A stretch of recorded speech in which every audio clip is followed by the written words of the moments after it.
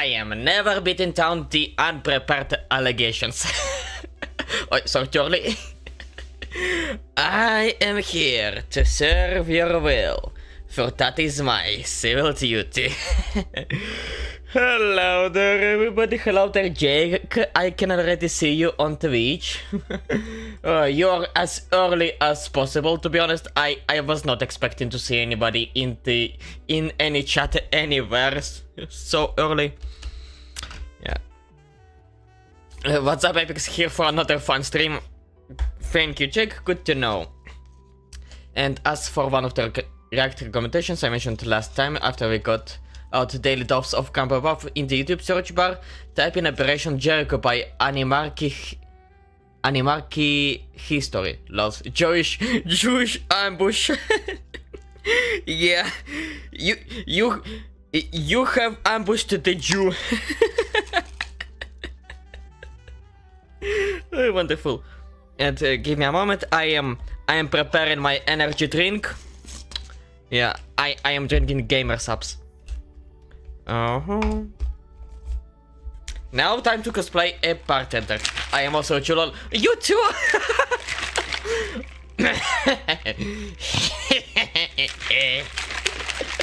Shalom. God damn it! It's fucking hot. Give me a moment. I need to activate my AC. It will take a while.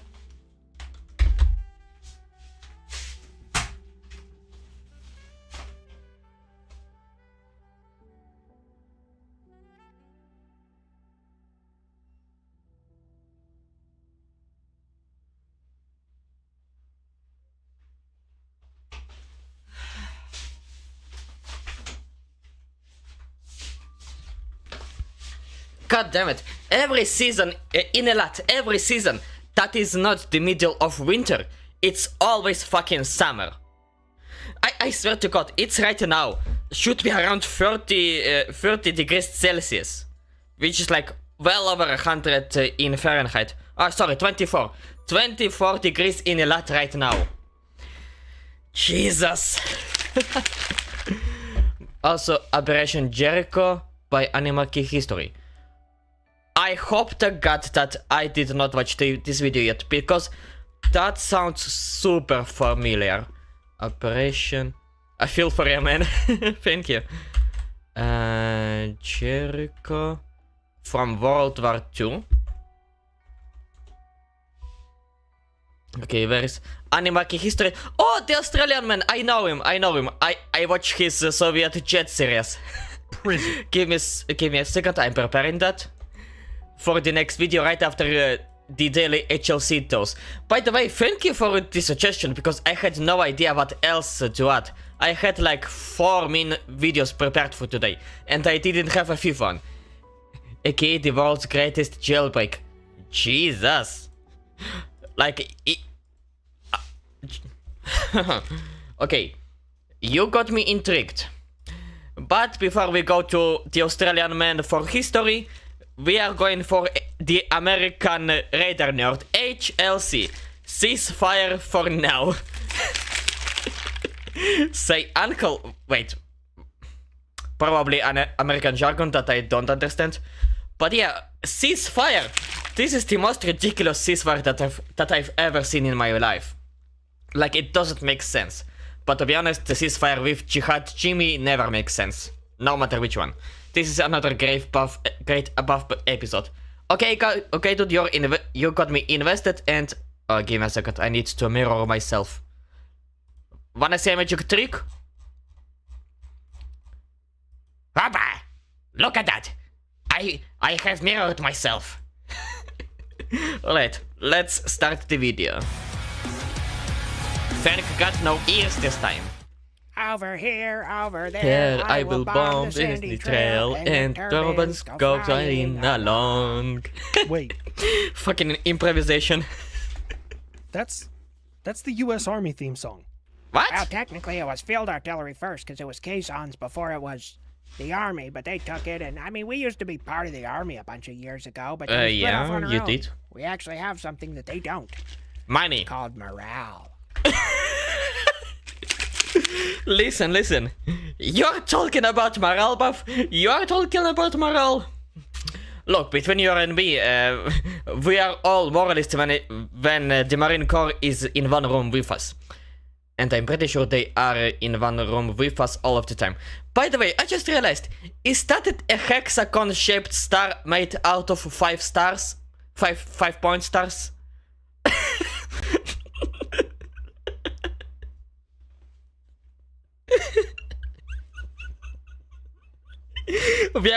We are never beating the control the world allegations.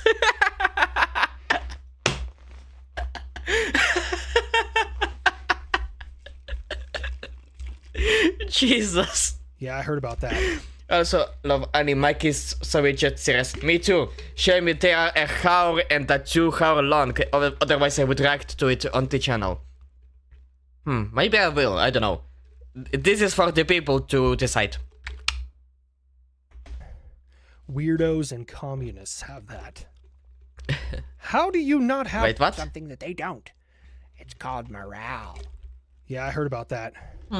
Weirdos and communists have that. Oh! We are talking about fake morale, right?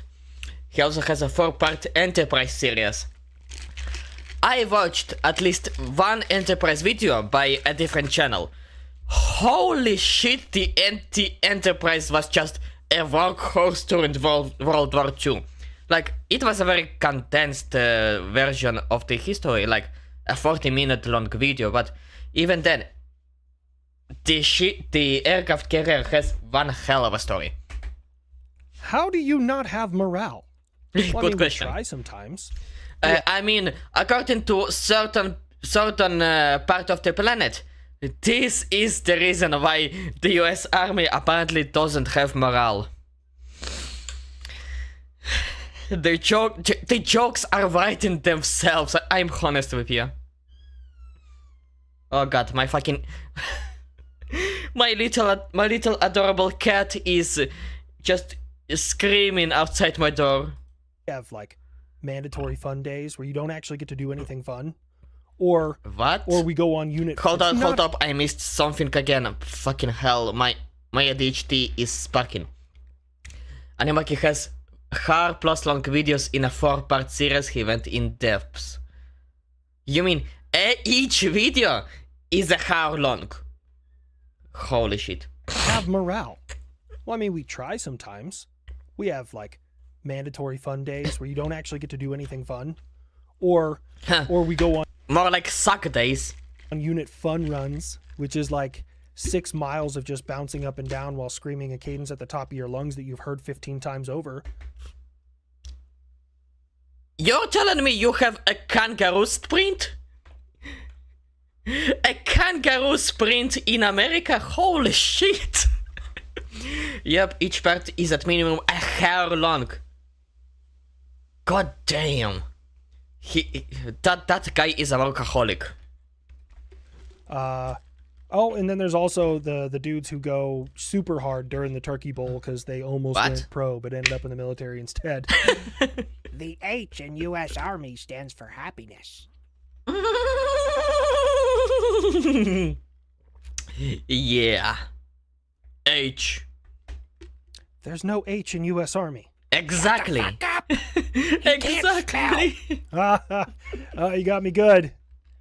Thought I wouldn't catch it. Yeah, no, there's... That is such a mean joke. The H standing for happiness.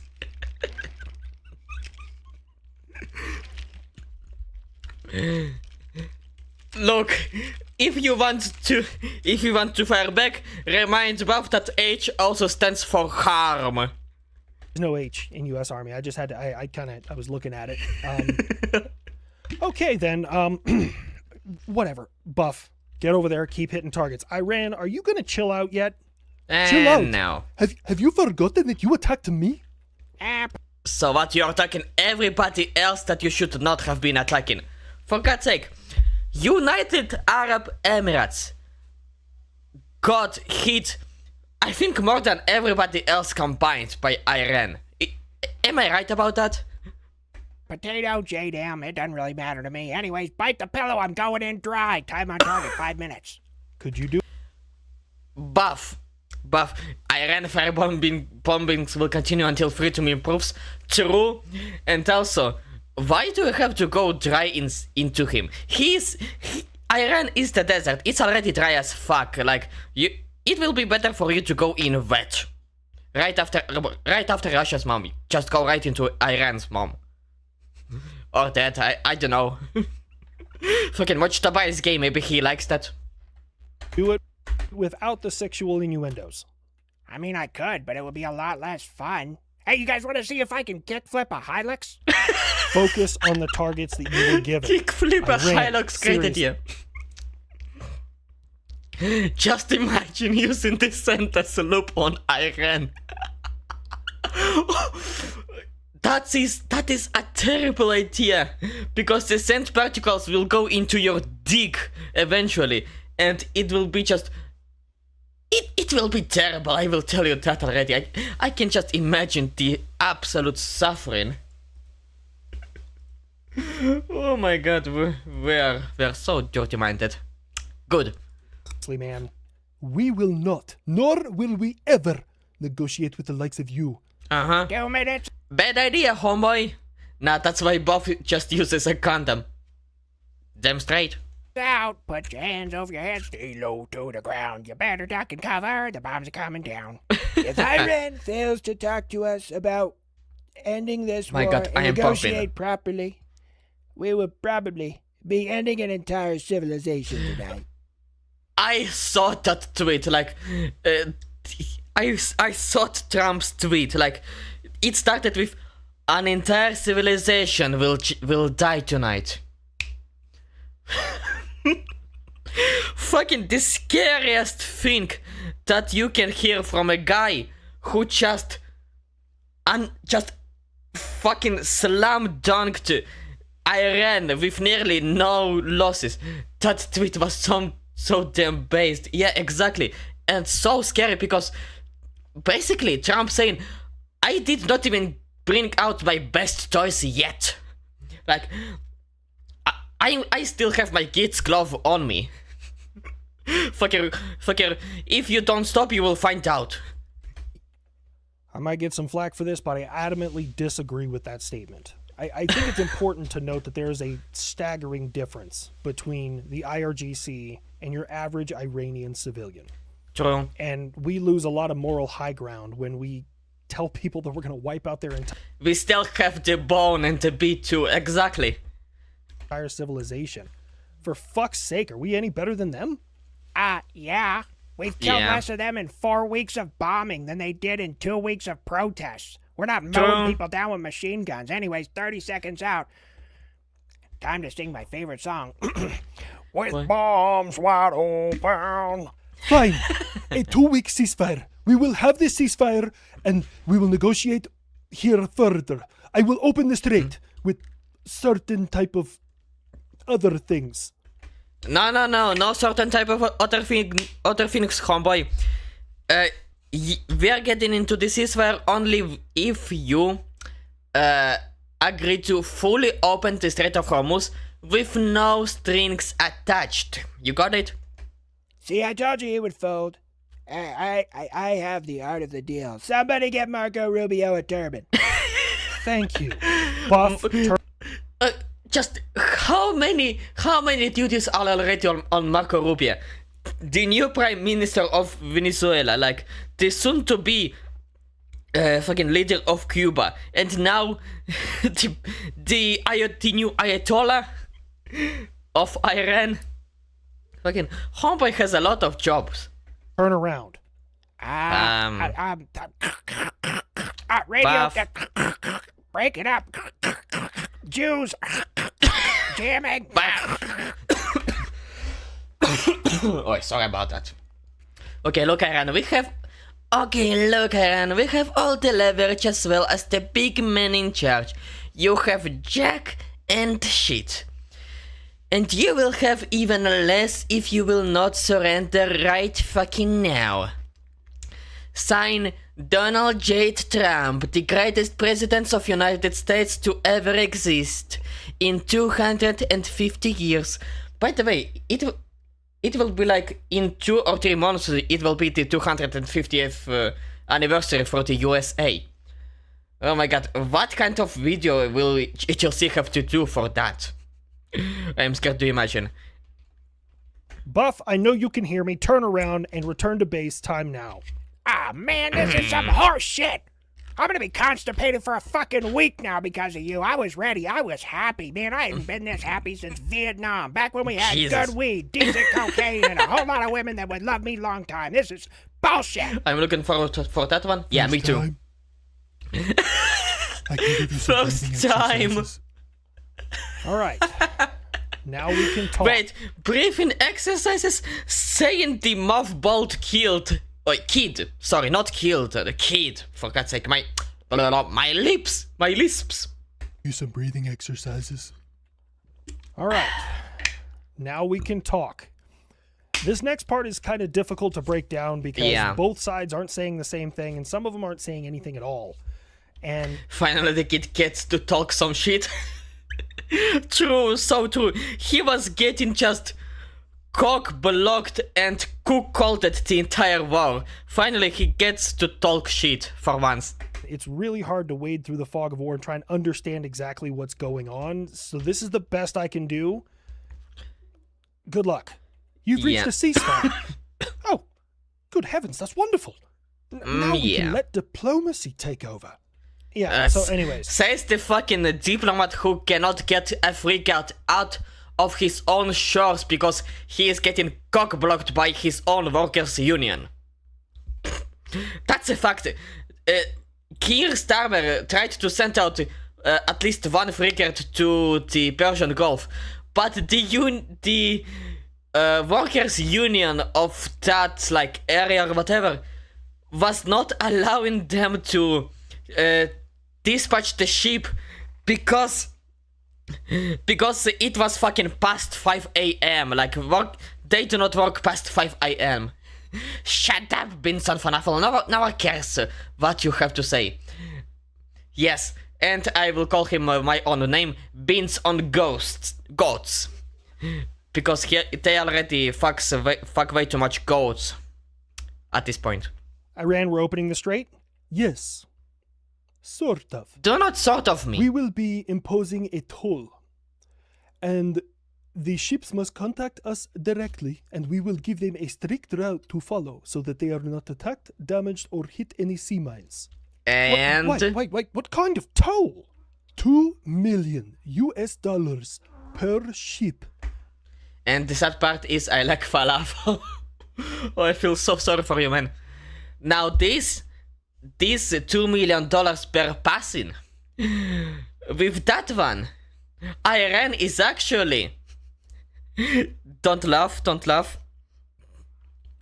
They are breaking an international law. Come on, my God, my tongue. They are breaking a fucking international Mediterranean law with that $2 million to pass. That's the funniest thing ever. That go through the strait. But it must be paid in Bitcoin. That's even more ridiculous. Now, you're buffoon in charge. And the only reason they are saying pay us in Bitcoins is that if you will pay them in dollars, they're fucking what is called their liar or whatever it's called. The amount of their fuck, I forgot the word. Their money, the amount of their money will skyrocket into the amount. It will skyrocket to the amount of dollars Russia is requesting Google to pay in their ridiculous lawsuit. Now you're good. There is no way to say that with a straight face. Exactly. They are bending the international law when they are the one breaking it all the time. And they're the one who are going to break it again if they will get that passed. But they will not get that passed, I can tell you that. Has fucked up freedom of navigation for all corporations in Europe. I'm sorry, maybe if you would have pulled up when I asked you to, I would have gotten a deal that was better in your favor. Until then, pay the fucking toll, homie. Now, about my uranium enrichment. Now, I think the nation of Iran can have that and use it for peaceful... straight face there. Purposes. Seriously? One of the two reasons this war started in the first place was the fucking enriched uranium. We wanted to get rid of that enriched uranium as much as possible. Like, we will never get rid of that completely as long as that regime is alive. But at least we can reduce your progress in that as much as possible. And we said multiple times, Iran is not allowed to have nukes or any nuclear energy at all. Signed, Donald J. Trump. No. Exactly, But it is part of the 10-point plan that I published and showed to the world. Great. But will you follow your own 10 plan? Because I can tell you that you don't follow your own fatwa that you apparently imposed on the nuclear weapons. Now, on Trump's part, that was fair play. The pussy ass Europeans didn't help, so we didn't get them a good deal. Damn straight. And speaking of the fatwa I just mentioned, some Iranian apologists, believe it or not, that exists. The IRGC apologists, like the Young Turks, Hassan, like those morons, they mentioned that the Ayatollah, I think Khomeini or the Khamenei, the now dead one, the Paper Tiger, not the Mujtaba, he imposed a so-called fatwa, which is basically a sacred restriction or law or whatever, that claimed that the usage of nuclear weapons is strictly prohibited, it is immoral, whatever. The funny thing, that fatwa, it exists in the English language, but it does not exist in Farsi language. Like, if you try to find the original fatwa in Farsi, you will not find it. You will find probably a translated version from English to Farsi, or a parody that does not look like official at all. That's one. And second, in the fatwa, they described it as we will not use the nuclear weapon. The words use and produce have a very big difference, you know? And who gives a fuck about the words use, that you will not use the nuclear weapon, if you have it in the first place? Like, very important word in here. This part is kind of hard to follow because they published a 10-point plan about a month ago.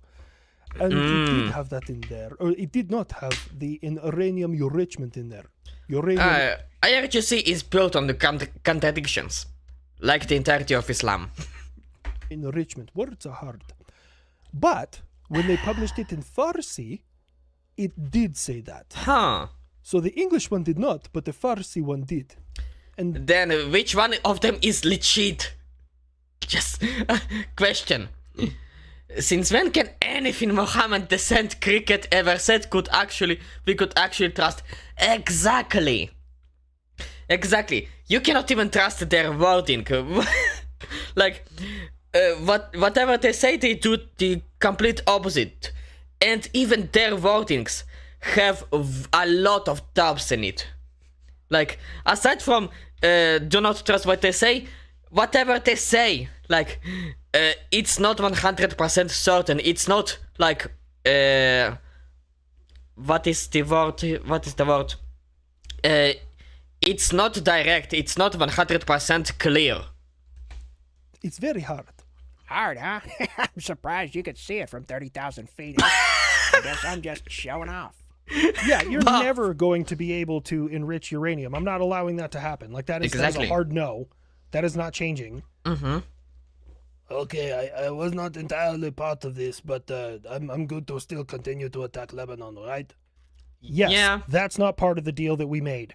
Exactly, that's not part of the deal. We can continue striking Lebanon because Hezbollah, the dickheads, decided to poke us again.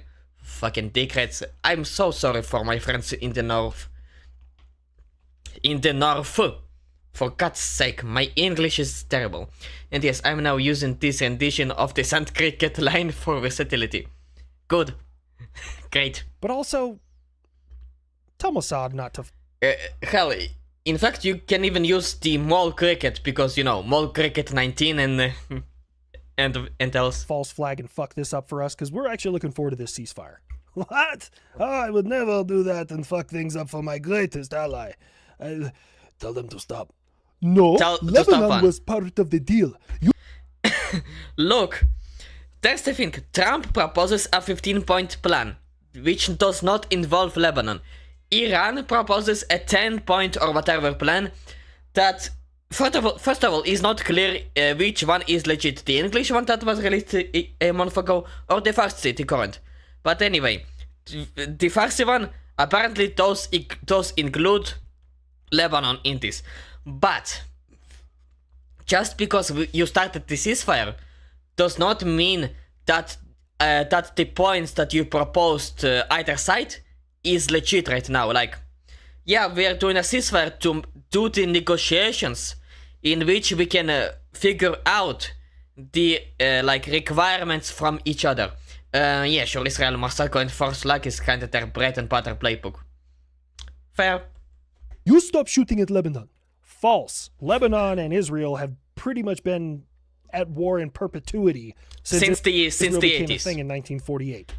No. We were at war with Lebanon since the maybe 80s, ever since the Lebanon civil war started out. Like, right after the French left Lebanon in the late 70s, when they just were in this just gunpowder barrel that was about to explode every second.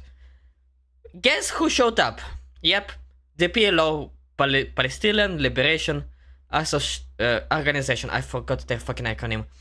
But yeah, they sparked things up. They they blew out the entire thing, and now Lebanon is a ginormous just shithole. And it used to be a beautiful place. If you look into the pictures of Lebanon from the like 50s, the 60s, the early 70s, it was fucking heaven on earth. It was a wonderful place. Like, if I had a time machine, I would gladly go there and look into the area. But sadly, guess who fucked everything up? Fucking diversity. That's right. And since the civil war started, we were pretty much in a hot or cold war with Lebanon. Or to be exact, with the terrorist organizations that nestled themselves in there. From Hezbollah to PLO to probably Palestinian Islamic Jihad. Like, all types of shit. That's not part of this deal.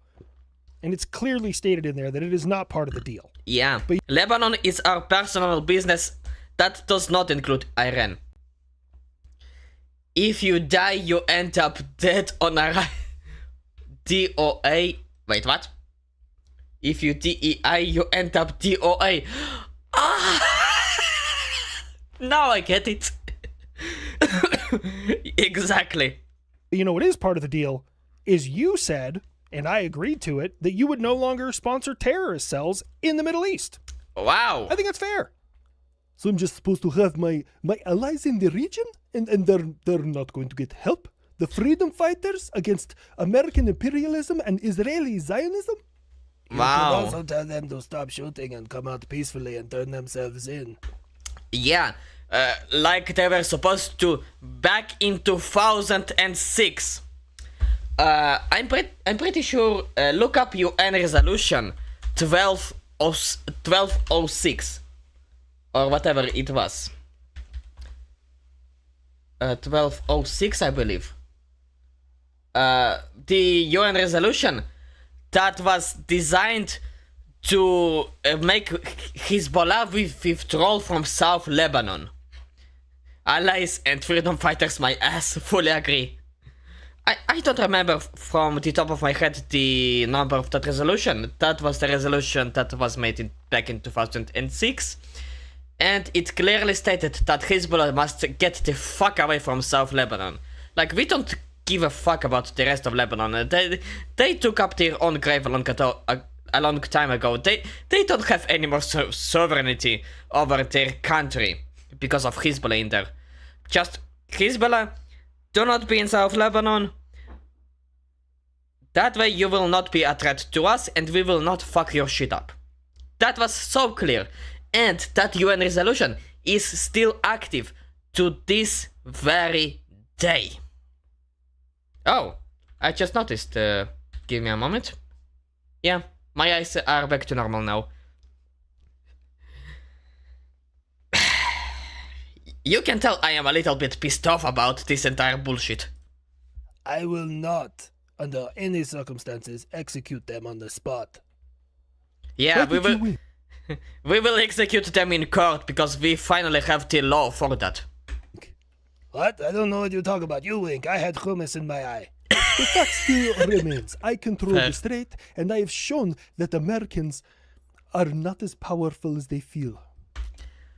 You managed to down only 2 airplanes. Like, out of the 10 United States aircraft that the US lost in this war, 8 were to the 1 friendly fire, 2 just absolute fuck up, yeah, and absolute just fuck up, like those 2 KC-135s, and the 3 Eagles shot down by the F-18. Oh my god, I am burping to all hell. And I believe the 2 C-130s, the Herculeses, were also included in that. Aside from it, you downed 1 F-15E and 1 A-10 in like in the span of 2 days. And the pilots of those aircrafts were rescued nearly immediately. And yet Iran is part of the Non-Allied Nations Council, not the UN, sadly. Wait, wasn't Iran the head of the UN Council of Human Rights at some point in time? Like, so that is beyond ridiculous, that one. Like, did you all know that their cover of going to get the pilot was actually them trying to get my fissurable material? What? This is nope, that was Russia. Wait. Let me fact check that for a second. Iran head of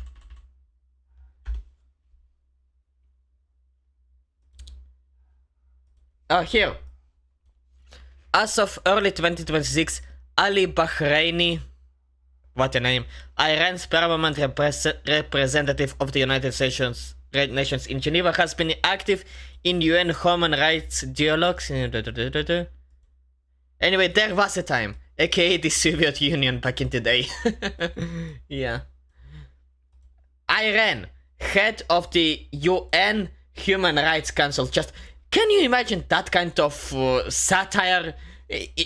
It's something that would come out of, I don't know, Sacha Baron Cohen or maybe somebody else. It is Borat levels of bullshit. Big talking point coming out of Iran right now, and I'm going to just poke a few holes in it off the top of my head. There's some things that just don't add up for us to be able to do an operation like that. It's plausible, but unlikely. Unlikely? When your planes didn't land anywhere Yes, near... it happens. Yeah, it happens.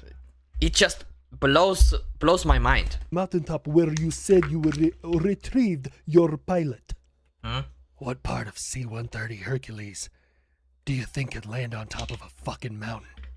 Physics isn't their strong point. Well, I suppose neither. By the way, forgot to mention, in the last video, I fucking somehow I did not notice, but Herc mentioned that there's an old abandoned airstrip. That's how he landed.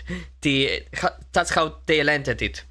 So yeah, I was a little bit wrong for a second. It happens.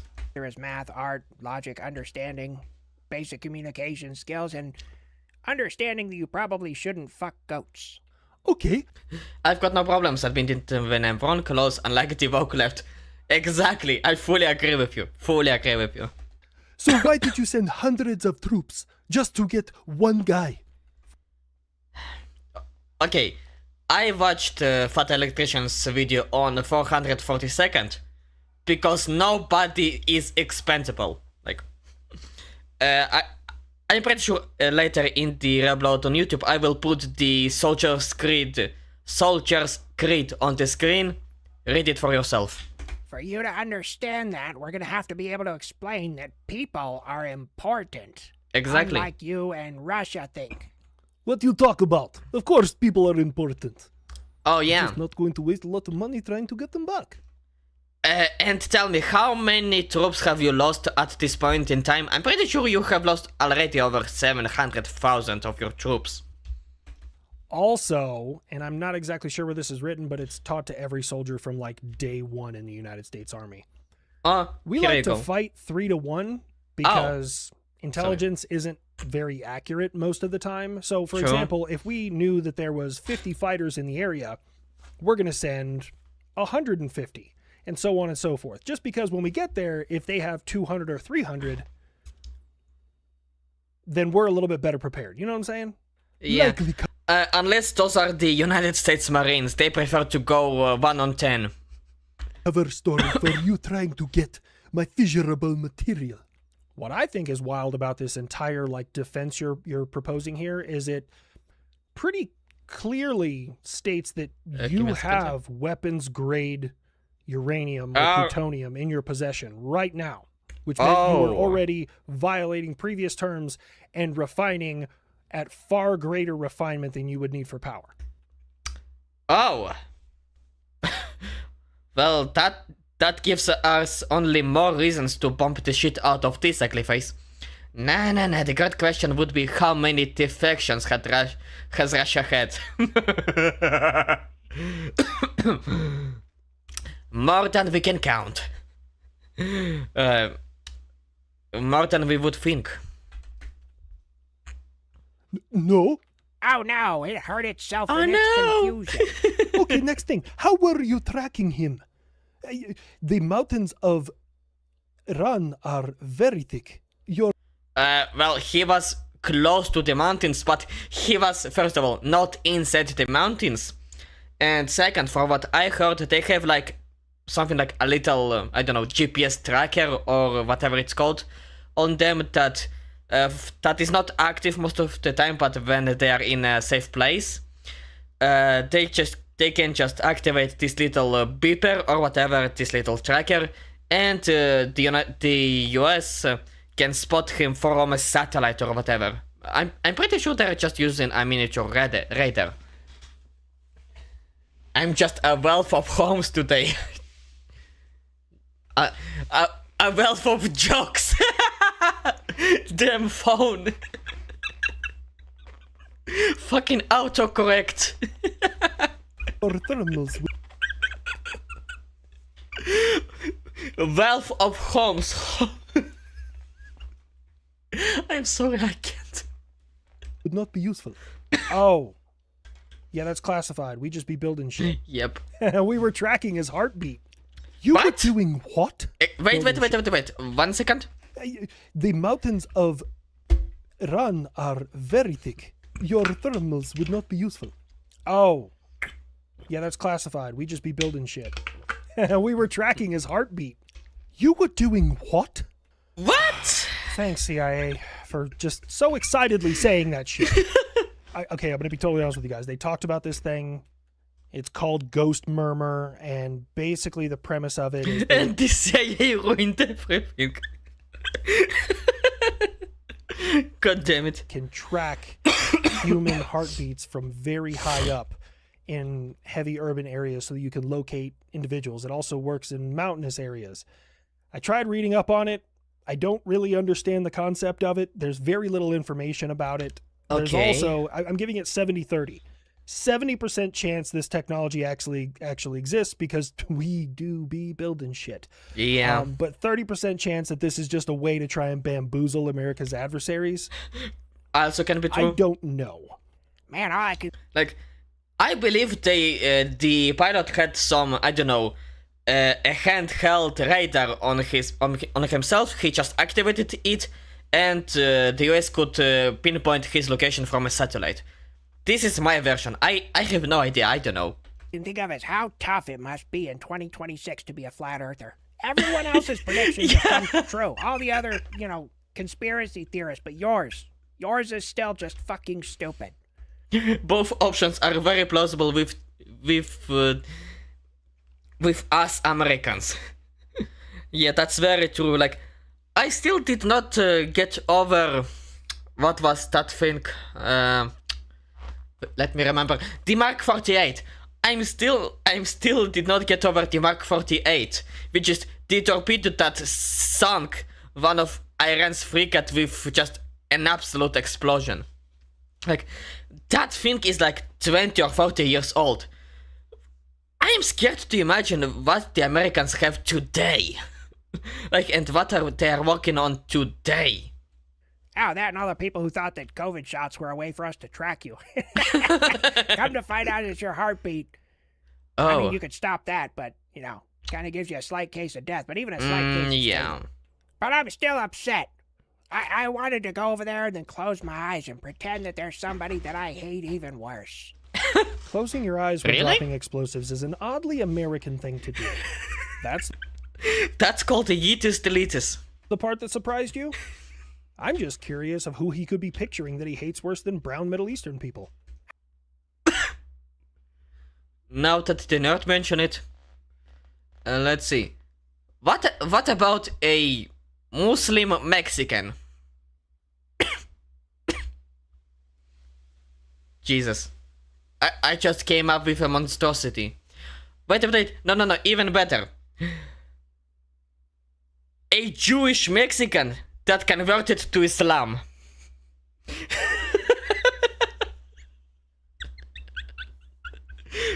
Like, Buff's ultimate wet dream to just drop explosive at.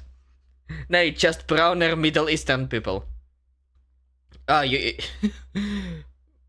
Wait. You mean like dark browns? Holy shit. Oh, no, they were still going to be Middle Eastern. I was just going to make them browner. Europe Okay. and NATO, if you were not probably supportive of my operation in Iran, then there's a high chance that I'm going to remove all U.S. forces from your country. We're not protecting you anymore. The welfare state is over. NATO needs to start pulling its own weight. So you Finally! throw a tantrum, invade Sorry that what? That was a spoiler. A spoiler that oddly made a lot of sense. a country, blast the shit out of them, and then all your allies that told you it was a terrible idea are now being punished with having to take care of their own defense when you've been subsidizing it for the better part of a century. Yeah. It makes a lot of sense. Like, you are completely against our actions. You know what? I am not helping you anymore. We are not friends anymore. Fuck off. I'm kind of torn here. God, someone needs to take away that man's access to social media. I'm- Look, I look at I'm everything trying not to be a spoiler with this as best I can. Don't worry, it's alright. not in a vacuum, and I'm trying to understand this. While it would save the United States taxpayers insane amounts of money by not having our forces there, I will tell you it will also weaken our position globally. We won't be able to have troops in the right areas at the right time, but that could be something that isn't important to you. The follow-on is if these nations start taking over their own security and then we move all the troops back stateside, great, but then we wouldn't really be able to justify the size of our military.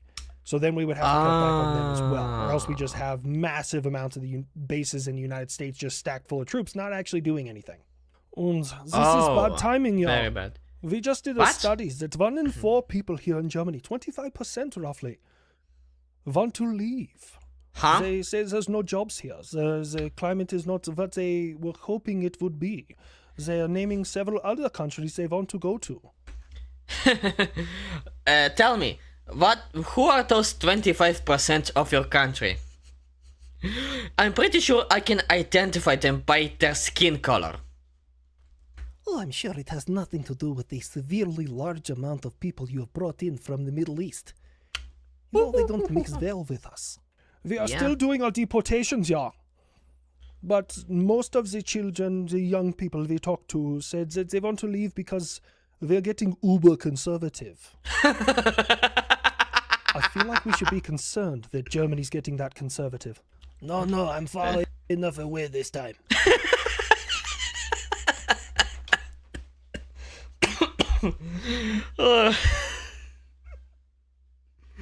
Very astute, European Texas. Yeah, very astute. But look, this time I really won't mind Germany getting conservative again. Because guess what? The only reason they became not conservative, it's because the fucking leftists, the Democrats, they were playing it dirty, absolutely dirty. They just... Fucking neighbors over my head. They were playing it dirty against the Republicans of Germany. I don't think I it's will not necessarily elaborate. wrong to be conservative. There is a limit, right? And if you want an unbiased look, I've studied World War II for quite a long time. I've studied both, theaters. I really pay attention to all this stuff. And if you really want to simplify what Nazi Germany, their fascist state was, it wasn't conservative. It wasn't liberal. It was the worst parts of the alt-right and alt-left. That's really what it is. That's why people on both sides of the political spectrum say that, Nazis are their opposition, because they cherry pick a few things out of there, but it really is the worst part of both sides put together in one. True. Like, the literal official name. Nationals. Wait. I see that, Jake. Give me a second. Jesus. Is Twitch alright? Oh. Give me... The worst is that the German Nazi Party was formed from their left wing, as it stood for the National Socialist Workers' Party. Exactly. Like, before Hitler came to the party was called just the Workers' Party. Like, they were blaming the capitalists all the time, the Republicans, the conservatives, and whatever. And when Hitler came, like, showed his fucking influence, managed to brainwash everybody, took over the party, he renamed it into the NSDAP, National Socialist Democratic Workers' Party. Like, you cannot make this up. You cannot make this shit up, literally. Oi, sorry about that. It's weird that the alt-right and the alt-left both hate Jews. And what about you, America? There's going to be forced... And remember, this is a damn Jew bringing this up. 2 Jews are bringing this up. 2. conscription in your country. Men 18 to 25 are being forced automatically to sign up for the selective service. Wait, what? That's weird that the alt-right and the alt-left both hate Jews. And what about you, America? That's because the both parties, the extremes, they are fucking idiots. There's going to be forced conscription in your country. Men 18 to 25 are being forced automatically to sign up for the selective service. My God, your military's far worse off than we thought. Seriously? Look, Buff is so right. Yeah. Israeli here, we have mandated conscription service, like boys 3 years, girls 2 years. The only reason I did not serve in the IDF is because I have a fucking pass. Like, I was diagnosed with mild autism, which considered a disability. So I am clear of. If you find me monologuing a lot in this episode, it's because in between actual big shit that happens, the news just tries to make everything sound awful so that they can get a lot of clicks. Yeah, don't worry, Chelsea. I am monologuing here for an entire hour right now. Like, how did I manage to stretch a 20-minute video into a 46 and going onward? Like, this reaction will go over a hour at this point. Oh, just wait, Uncle Sam goes off. Great. I know that HLC had no choice but go to the military because his dad gave him the, like, either go to university or the military, whatever. I know that one. But damn, there are a lot of countries that have mandated service, like Israel. Here we are. Who else? I cannot get the names out of my head right now. I'm pretty sure one of the countries is Ukraine, right? Which makes sense. No, UK. Men 18 to 25, since probably the last 60 to 70 years, have had to sign up for the selective service. It's actually the law. You have to sign up. All they're doing is they're automating the process. That's it. That's Wait, all what? that's changing. Nothing else changed. Now, to be honest, people don't really get prosecuted when they don't sign up for it. They're Finland had it, Poland had it, Ukraine also has it. Thank you. Thank you for elaborating. really is no punishment aside from you can't vote, you can't get federal student loans, and there's a couple other things. But aside from that, nothing. Oh, I remember back during Vietnam, we had a bunch of I mean, you cannot vote in that case. Whatever. It's not like the voting system in the US is not fucked up completely. them young hippies on college campuses burning their draft cards. We had a really cool nickname for them, queers. Speaking of colleges, that is why the West is so fucked up. What? You guys in your colleges prioritize this stupid free thinking, which is really just a backdoor undermining of the way things are in the country. Free thinking in an American college. I'm sorry. I'm sorry for all my US vouchers. But the majority of the United States citizens are fucking illiterate. Like, it's not me exaggerating. This is literally the statistics. Like, seriously. And that's counting all the educated people of the United States, like those who went into fancy colleges and shit. They are illiterate. But yeah, here in the US, it is mandatory to sign up for the draft, but the draft hasn't been used since now. Oh. Alright. That is why Russia will not tolerate it anymore. Yeah, this is a wild story. What? So you have like 7 or 8 universities, actually it might be up to 9 now, that you have labeled as, quote, undesirable. Seriously? Which is more or less the Russians' way of saying that if you are accepted to these universities and you go, it's a one-way ticket. You're not welcome back. Which is bold considering the amount of troops you've lost in Ukraine. Educated, right? What education in my country? Fucking in the colleges, in the universities? Fucking communist education. Have you seen what they are doing over there? Fucking wild. Like, I was looking at this shit and I was in complete shock. I don't need people here in Russia that think they know better than our supreme leader, Vladimir Putin. He's our president, but more or less act like a supreme leader. Anyways. Yeah. And they come back with all these stupid ideas. Why do we have to do this? Because I said so, you shut up your mouth. Uncle Sam, hear me out. Here goes the communist. We adopt the same policy, but just use it to get rid of idiots.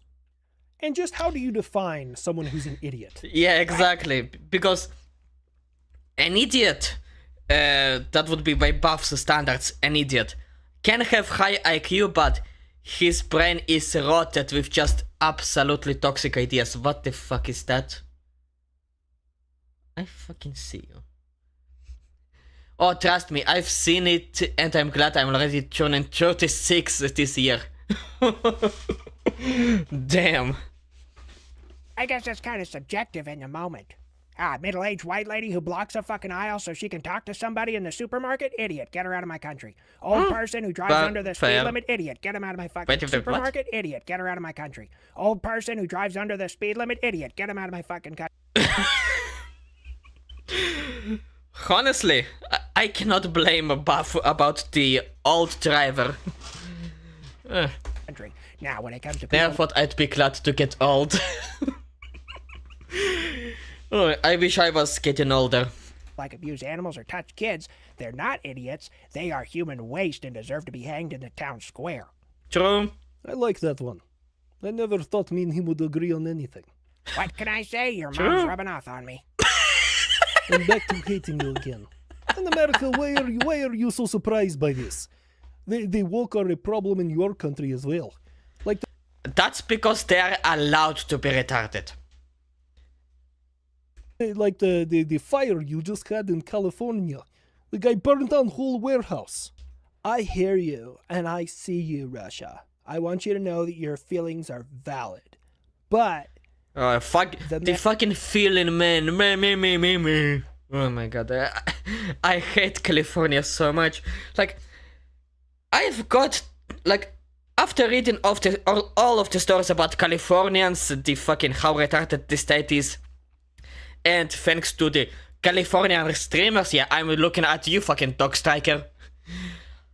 I refuse to see California as a United States, an American state. Like, California is California. It's a fucking separate world of its own. It is not America.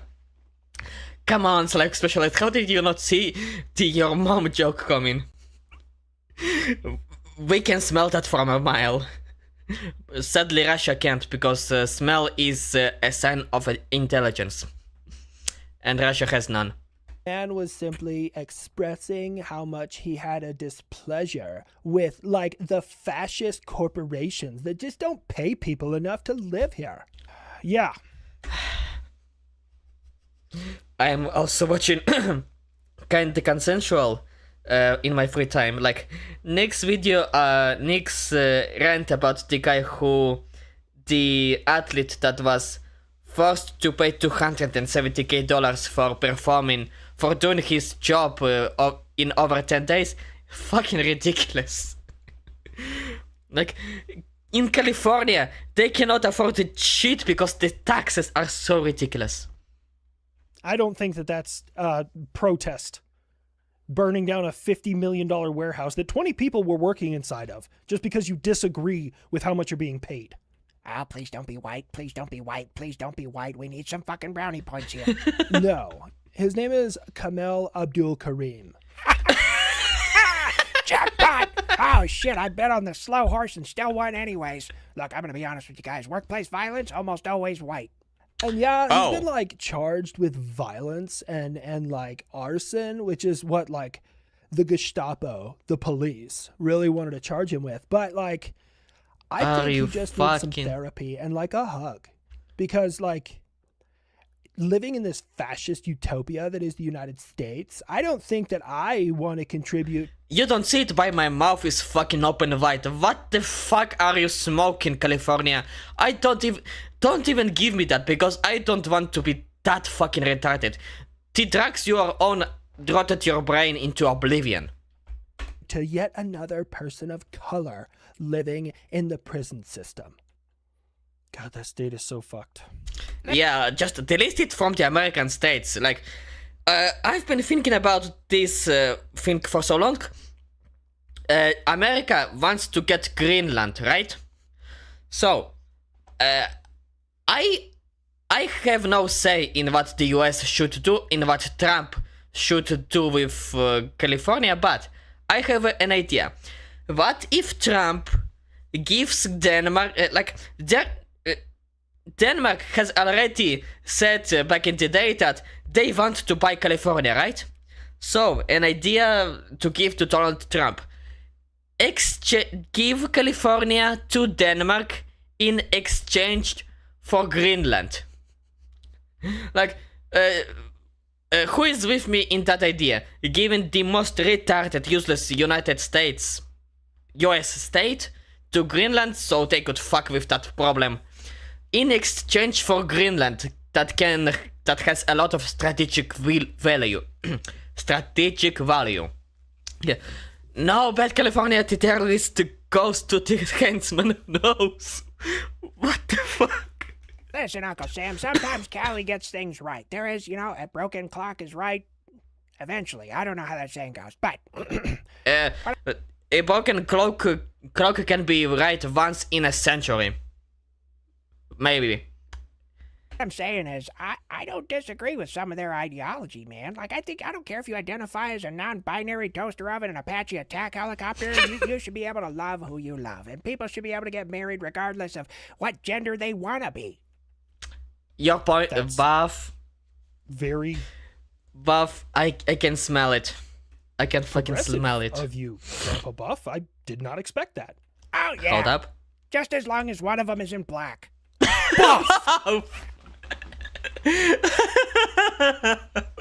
Of course, Buff.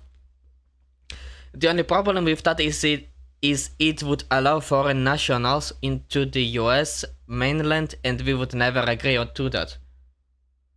That's fair. That's fair, to be honest. I wasn't thinking about that one. What if you just yeet California out of the US, like as the B2 once, like many months ago, proposed?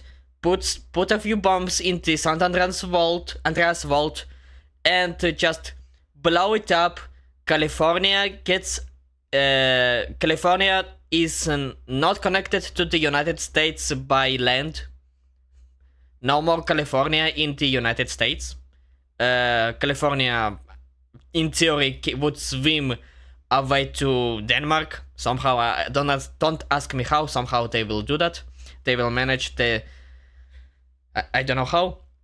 And US is getting Greenland. Now, if we turned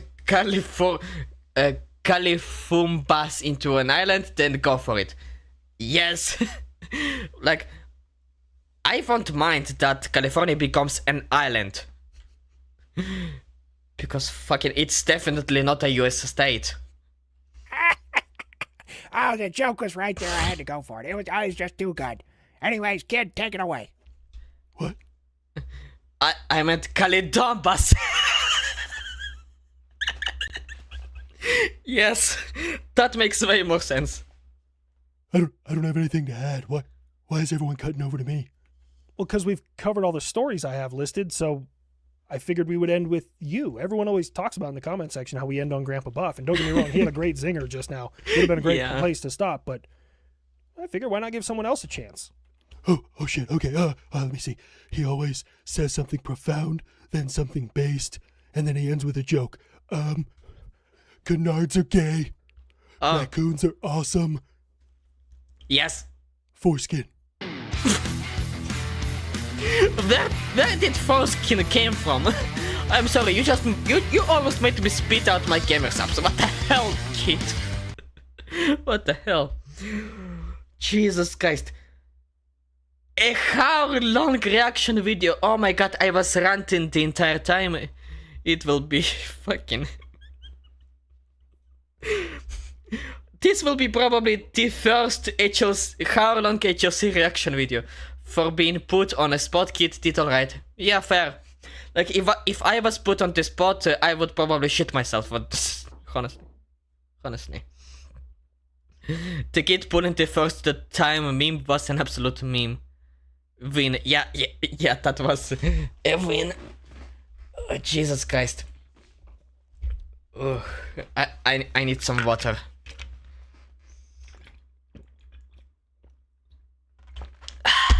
Oi, sorry for that microphone.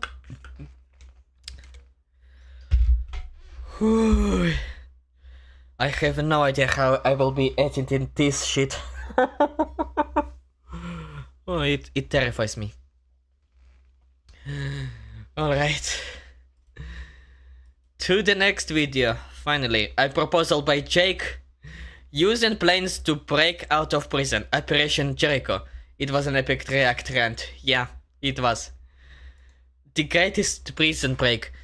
How would you use a fucking airplane to jailbreak? My tongue, for God's sake. You know what? Pause. I need to go to my porcelain throne.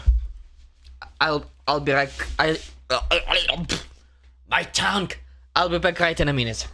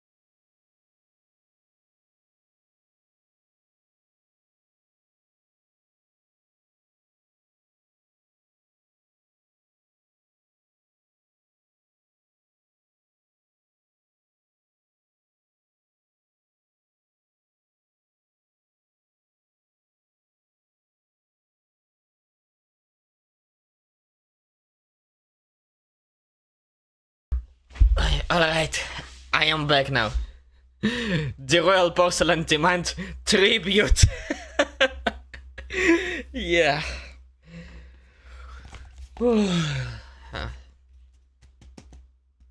Headphones on. Let's react to it.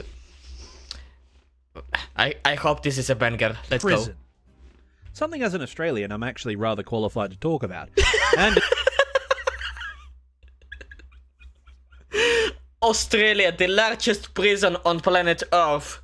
You are trapped with God's prototypes. despite all the discourse around them and the myriad of laws that can land you in one, there are really only two reasons you end up in prison.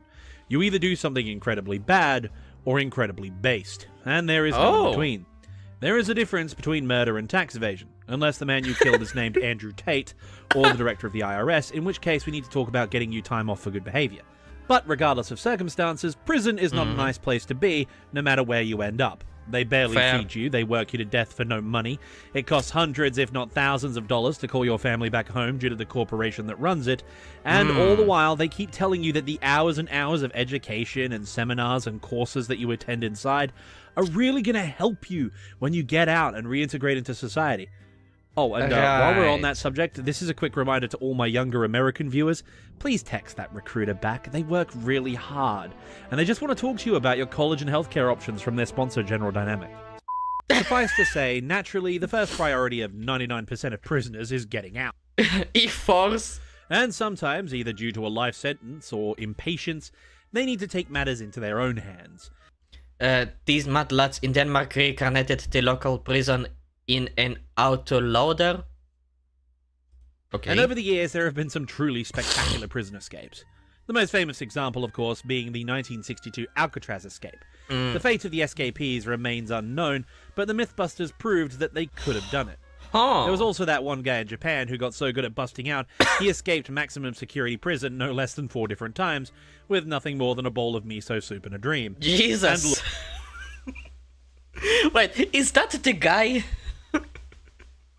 First of all, are we getting banned because of that picture? Hopefully we aren't. Look, we all know the Japanese work ethic is crazy, but even by their standards, that man was, I think, as the youth say, #built different.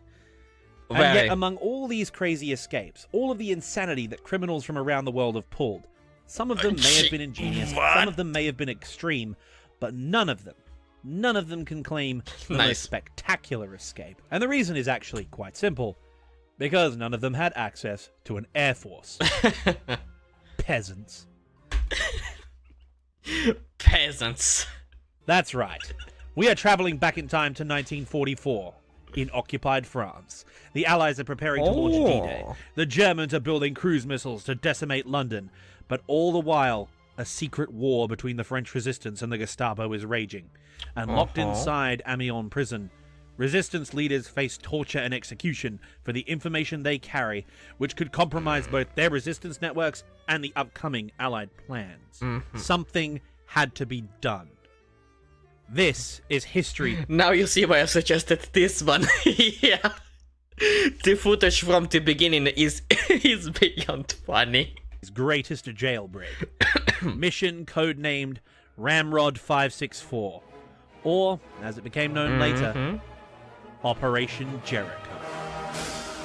Wait, but by the way, those bombers, isn't that the Mosquito? Yeah, that's the Mosquito, right? Operation Jericho. That has to be the Mosquito, right? Viva Viva la Resistance! Down, down. We are drunk as fuck and we are free. Why the hell am I trying to do this? Seriously, I'm half English, half German. My ancestors are rolling in their graves. I'm not even going to try and do this. Yeah, let's... Don't worry. My ancestors... My tongue. My ancestors are always rolling in their graves because of my fucked up accent. Just continue the video. Throughout 1943 into 1944, the Allies had been working with various resistance groups. And yes, that was the Havilland Mosquito. Yes! My autism is useful! Groups in northeastern France, with a focus on gathering intelligence about the Atlantic Wall coastal defences and the German forces in the Pas-de-Calais region. Operation Overlord, the invasion to liberate Europe, known more commonly as D-Day, had been in planning for over a year and was scheduled to launch in a few months' time in Normandy. Resistance was intended to play a crucial role in the invasion by disrupting German reinforcements and resupply operations, hopefully delaying their advance to the beaches long enough for the Allies to get enough forces ashore to repel and then destroy them. Resistance groups in northeastern France were to conduct aggressive operations to aid in this effort, while aiming to convince the Germans that the Normandy landings were a feint to distract them from the expected, quote, real landings, end quote, at Calais, which is of course the shortest and safest route across the English Channel. And so obviously the Allies would land there because the Allies never take risks, so of course they're going to cross the shortest part of the channel. Right? It's obvious. Spoiler alert, this actually ended up working, because throughout the entirety of World War II, the Germans never worked out that the enemy doesn't actually do what you want them to do. Or, that, even crazier, they may in fact be lying to you. God, I understand that Animarchy probably put those videos through an AI filter to color it, but for God's sake, you please. It looks horrible, to be honest. Like, look at that. Even crazier, they may. You could have just leave it at in the original black and white footage. Nobody would mind. It looks. Look at that. It looks. It was 2022. Yeah, it looks terrible, objectively. In fact, be lying to you or using misinformation. Just ask all those poor bastards freezing their. Yeah, now we follow a very simple philosophy. We don't know what we are doing, so the enemy can't know what we are doing. Yeah. Balls off in Norway preparing for an invasion that's definitely going to happen. Not to mention all those other divisions in Greece for the same reason. Oh, this one looks better. And they were sent there to get their because that is no AI filter in here, by the way. It is like old style coloring, probably. The divisions in Greece for the same reason. That so and much better. They were sent there to get their money back because, you know, the EU. Where is our money, Schweinhunds? Europe gave you a loan and now you repay us with your lives. There was also a large contingent. Excuse me, what? I was thinking that maybe he just found this footage and wasn't the one who like put it into the AI filter. And what the hell was that right now? Let me roll back for a second. Because, you know, Yep, this is all remastered color footages. Yeah. the EU. Where is our money, Schweinhunds? Europe gave you a loan and now you repay us with your lives! There was also a large contingent of Allied operatives and resistance fighters investigating, gathering intelligence on, and attempting to disrupt the vengeance weapon operations taking place in the region as the Germans were preparing to deploy the V-1 cruise missile and the V-2 ballistic missile against Britain later in the year. Simply put, resistance operations in France were of vital importance to the Allies in support of the invasion. Hold up. Resistance operations in France were of vital importance to the... Look at this guy's trip right here. He looks like a mafia grunt. Look at that. Oh, if only he was a little bigger, he would have looked like a real gangster. But still, this is absolute trip right here. Comedy jump scare here. Yeah. Look at this immaculate suit. Just waiting to say to you, German, come and get some. Allies in support of the invasion, and both the number of resistance cells as well as the intensity of their activity was increasing exponentially. However, as with all underground operations, the more frequent and widespread it becomes, the less covert it is, resulting in far higher risk of being compromised, which, of course, is exactly what happened. Hello, what is up, mein fellow French Kameraden? Have you seen this Hitler guy? Ach, what a loser! You fine gentlemen have got a plan to do something about him, nein? Yeah? The chief of the German counterintelligence service in northern France, the Abwehr as it was known, was a man named Hermann Gisques, who was also in charge of handling the Low Countries, that being Holland and Belgium. And he had presided over some of the most successful clandestine operations conducted by Nazi Germany during World War II, including the capture and subsequent execution of over 50 SOE agents in the Netherlands. The success of Operation Englandspiel, as it had been called, prevented the Dutch resistance from getting any weapons from the Allies and successfully organizing, which would later prove seriously difficult and would even contribute to the failure of Operation Market Garden, the effort to liberate Holland in September of that year. This was the man responsible for protecting the secrecy of the V-weapons installations and curbing resistance efforts for the expected upcoming invasion. He succeeded in building a network of informants all throughout northeastern France, infiltrating the resistance's highest levels until on February 14th, 1944, he sprung his trap. What amounted to the entire senior leadership of the region's resistance leaders were arrested in one vicious sweep, decapitating the organization at a crucial moment. However, the real problem was the capture of one prisoner in particular, Raymond Vivant. He was one of the senior members of the biggest resistance movement in northern France, the Organisation Civile et Militaire. Now, while resistance groups often... And Market Garden was fucked in the head. Montgomery's fucking fault. Okay, I will need to be honest, I will need to look into Market Garden myself in my free time. Because sadly, Israeli history books do not mention like anything that the US was a part of. Like, we were focusing more on the Eastern Front. Because on the Eastern Front was like the majority of all the Nazi camps. Of course. Operated separately in individual cells, mitigating the risk of compromise, Raymond Vivant was the man who originally set up all the communications networks for those cells in the first place. And as such, he knew everyone, everywhere, and how they operated. He knew the plans for the expansion of the resistance throughout all of France, and most dangerously of all, he knew almost the entire plan for resistance operations in support of Overlord in this region. And as the saying famously goes, the Gestapo have ways of making you talk. And despite what the movies tell you, the fact remains, you will break eventually. Everyone does. Yeah. The resistance leaders, their operatives, and a number of Allied spies caught up in the intelligence sweep were incarcerated at Amiens prison.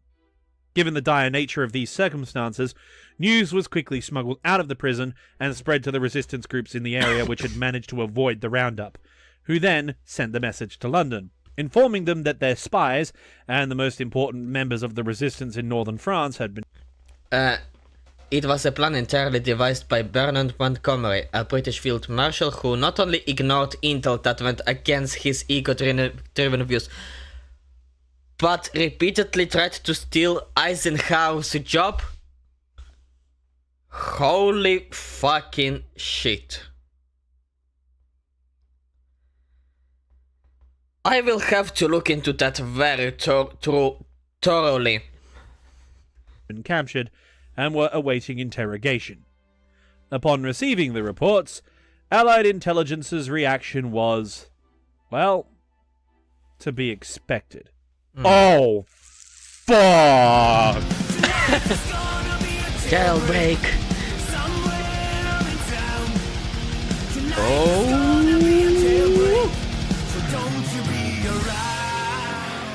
On a scale of 1 to Detroit, the oh shit meter was broken into little pieces and covered.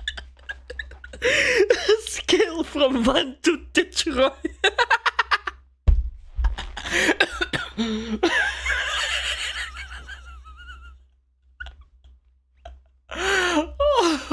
I will use that one. Thank you, Animarchy. I will use that one on my own time. On the scale of 1 to Detroit. In it. We aren't up Shit Creek anymore. We aren't even up Shice Canal. We are on Lake Michigan in a paddle steamer, and the paddles on this steamer are the fan the shit has just collided. This... Now just imagine how bad you have to fuck up to get both British and American intelligence to agree that you are now a problem.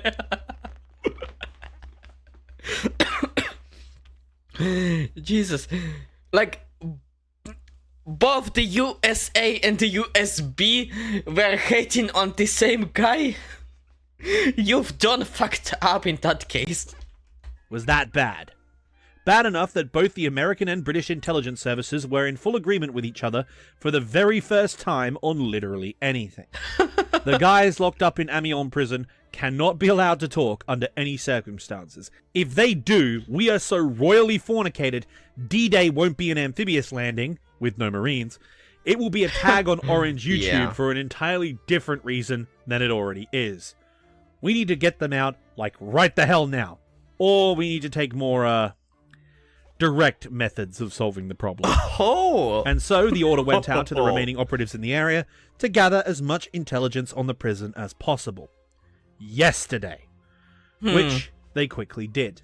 However, the portents they observed were rather grim. The prison was maximum security, separate courtyards for different cell blocks, 11-foot-high walls of considerable thickness, and reinforced cells. Overcrowding was an issue as well, given that there were over 800 prisoners crammed inside, plus a detachment of almost 200 guards, complete with anti-aircraft defenses and a machine gun post watching the main yard. What was worse is that the Fucking intelligence hell. teams sent out to case the prison couldn't verify the thickness of the walls or the exact location of the defenses. And when they tried smuggling out documents relating the information on the prison they did manage to get, one of the agents carrying a portion of the intel was caught and executed, resulting in the Gestapo seizing his documents and then increasing security to high alert, reinforcing the garrison. Oh, fuck. Things were not going well. But there was one ray of hope. One of the resistance operatives had stolen the blueprints for the prison, while another had managed to get authorization to bring food and necessities to the lower security prisoners. And while doing this, they were able to locate where in the prison the high-value targets were kept, along with the political prisoners and the spies locked up in solitary confinement. They also managed to get the location of the guardhouse, the guards' quarters, and most crucially of all, the prison's daily schedule. Both the prisoners and the guards had lunch at midday. With the exception of the guards on duty and the prisoners in solitary, the guards would all be in their areas eating, while the prisoners would either already be out of their cells eating themselves, or getting ready to leave their cells to go to lunch. Furthermore, there were several senior prisoners on the inside, in contact with the courier bringing in the food and essentials, who could spread the word of a breakout attempt, with some even getting themselves arrested the day before the raid to make sure the prisoners knew the score. There was gonna be a jailbreak. Sorry. The jailbreak to end all jailbreaks. The question was, how? The resistance forces in the area knew that a head-on assault like the one they staged at St. Quentin prison a couple months prior would be suicidal with all the extra troops the Gestapo had just posted there. And even if there wasn't the added security, the main reason for the resistance launching this mission was they needed to replace their losses by recruiting prisoners while also rescuing their senior leaders. The amount of firepower required to breach the walls, overpower the garrison, and rescue the high-value targets was well beyond the capability of available manpower, let alone firepower. And even if they had the gear to do it with, which, unless the local Panzer division on leave from Russia was willing to lend it to them, that wasn't going to happen. They had no idea at the time, though, that Allied intelligence was already way ahead of them on that score, and they had a plan of action. They informed the French resistance to prepare round-the-clock surveillance of the prison, along with as many fighters and as much transport as they could muster. Trucks and cars began filling the backyards and side roads, while arms caches were built up both for the resistance assault force and for the prisoners to grab on their way out. Britain's Special Operations Executive dropped in large amounts of arms and ammunition, while fake documents and civilian clothes were prepared for those making the getaway. They even managed to convert a French prison warden into a friendly agent, who, with the aid of one of the inmates, copied the master key for the whole complex, meaning that the assault team could access and destroy all of the prison admin and records. All they needed now was a way to breach the wall and destroy the garrison. Enter the Anzacs, or more accurately, the Royal Australian and Royal New Zealand Air Forces. Wait, what? 4UC. As per usual, when the British High Command found out there was an incredibly dangerous mission with dubious chances of success, which could be very costly, not to mention very, very embarrassing. Wait, give me a second. I am not... The symbol of the Australian Air Forces is a fucking kangaroo, really? Australian...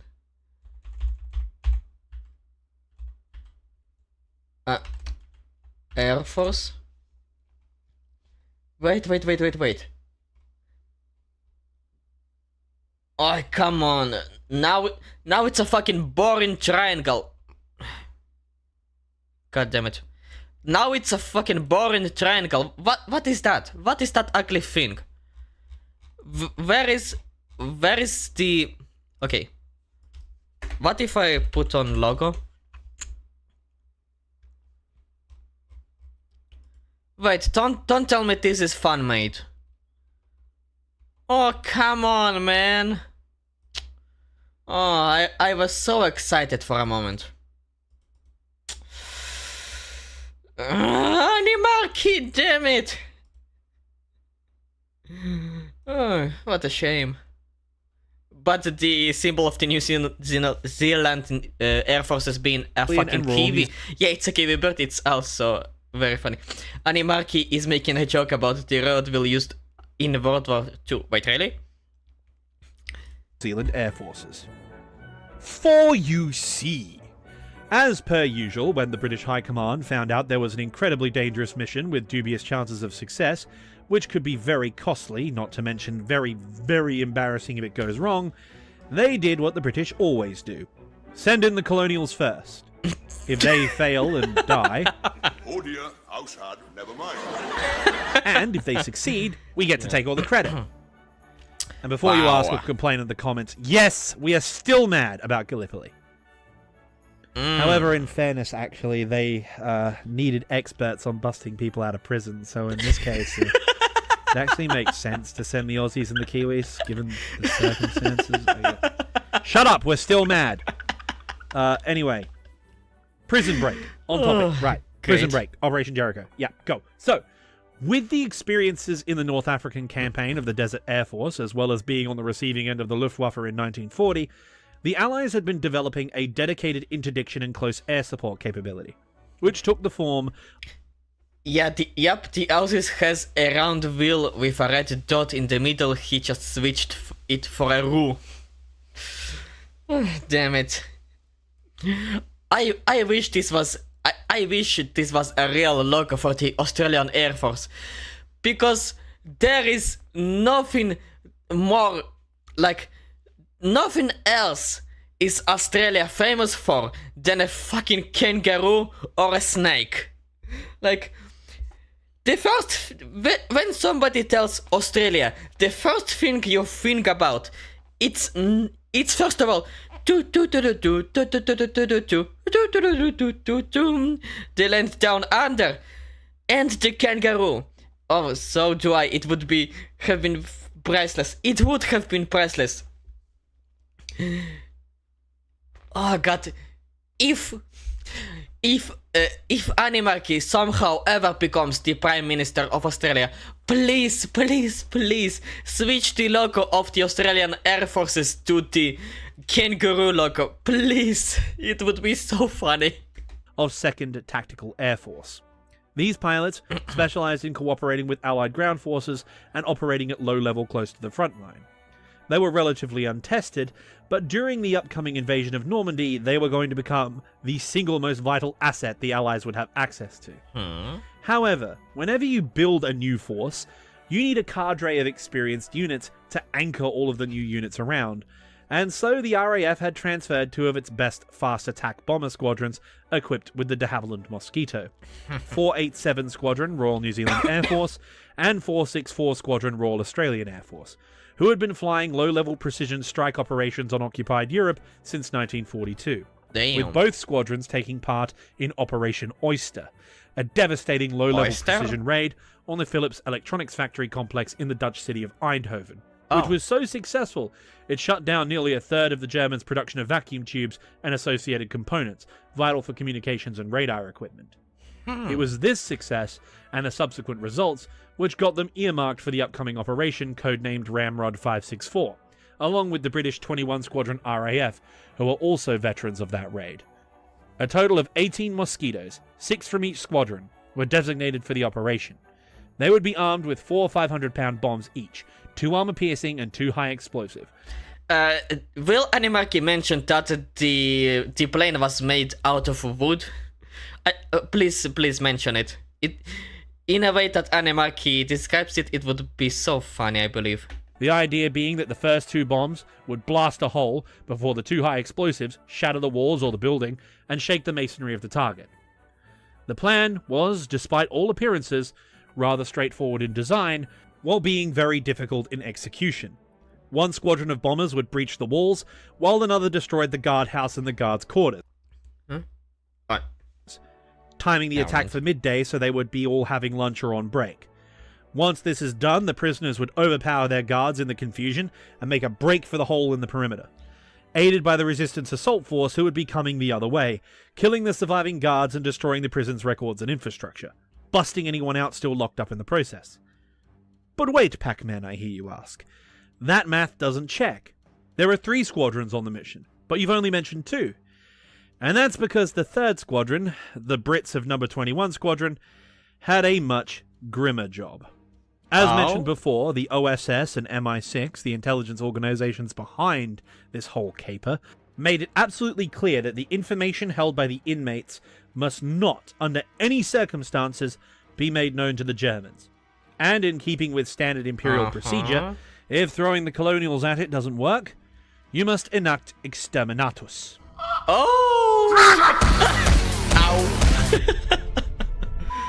Should the Anzacs fail, 21 Squadron was to expend all of their ordnance on the prison complex, both bombs and guns. They were to drop and shoot everything, killing everyone inside the compound. Not one of the high-value targets could be allowed to survive. And as horrific as that sounds, it was definitely the right decision should the initial strike fail. However, as the commanding officer of the Kiwis, Wing Commander Irving Smith, said in an interview after the war, when they found out that their mission was to rescue their allies facing torture and execution at the hands of the Gestapo, they were so resolute and determined that should they run out of bombs trying to breach the walls, they'd ram them with their aircraft and ensure they broke. Failure to them was unthinkable. Damn. And so the resistance... Sorry, forgot the headphones warning for that one. Don't worry about it. I was getting irritated by HLC's intros for like half a year now, so that's alright. Maintained their vigil, preparing for a daring rescue, while the pilots prepared themselves for the task by studying a scale model of the target over and over again. They'd only get one Damn. shot at this, so they had to make it count. And as the sound of the mechanics' tools fell silent and the lights in the hangar workshops went out, the Mosquitoes of 140 Wing, 2nd Tactical Air Force stood menacingly, waiting for the dawn. Freedom!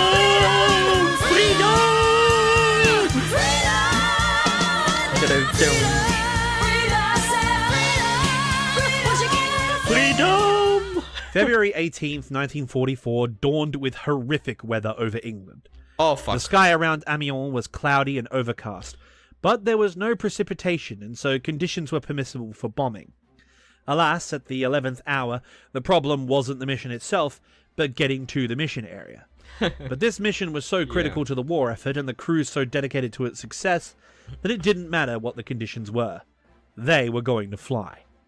The only problem was, due to security concerns and mission planning procedure, they still actually hadn't decided who was going to blow the walls and who was going to hit the guardhouses. So the Anzacs resolved the problem how they always do. Via gambling. What? The two commanding officers flipped a coin. It came up heads. The Kiwis would blow the wall. With that piece of business completed, the crews mounted up, and as the clock struck 11 a.m., they took off one by one into a severe snowstorm, with their rally point being the Channel coast. They met up with their fighter escort halfway across the channel, a wing of Hawker Typhoons who had to shepherd the bombers back together after they had gotten separated in the blizzard.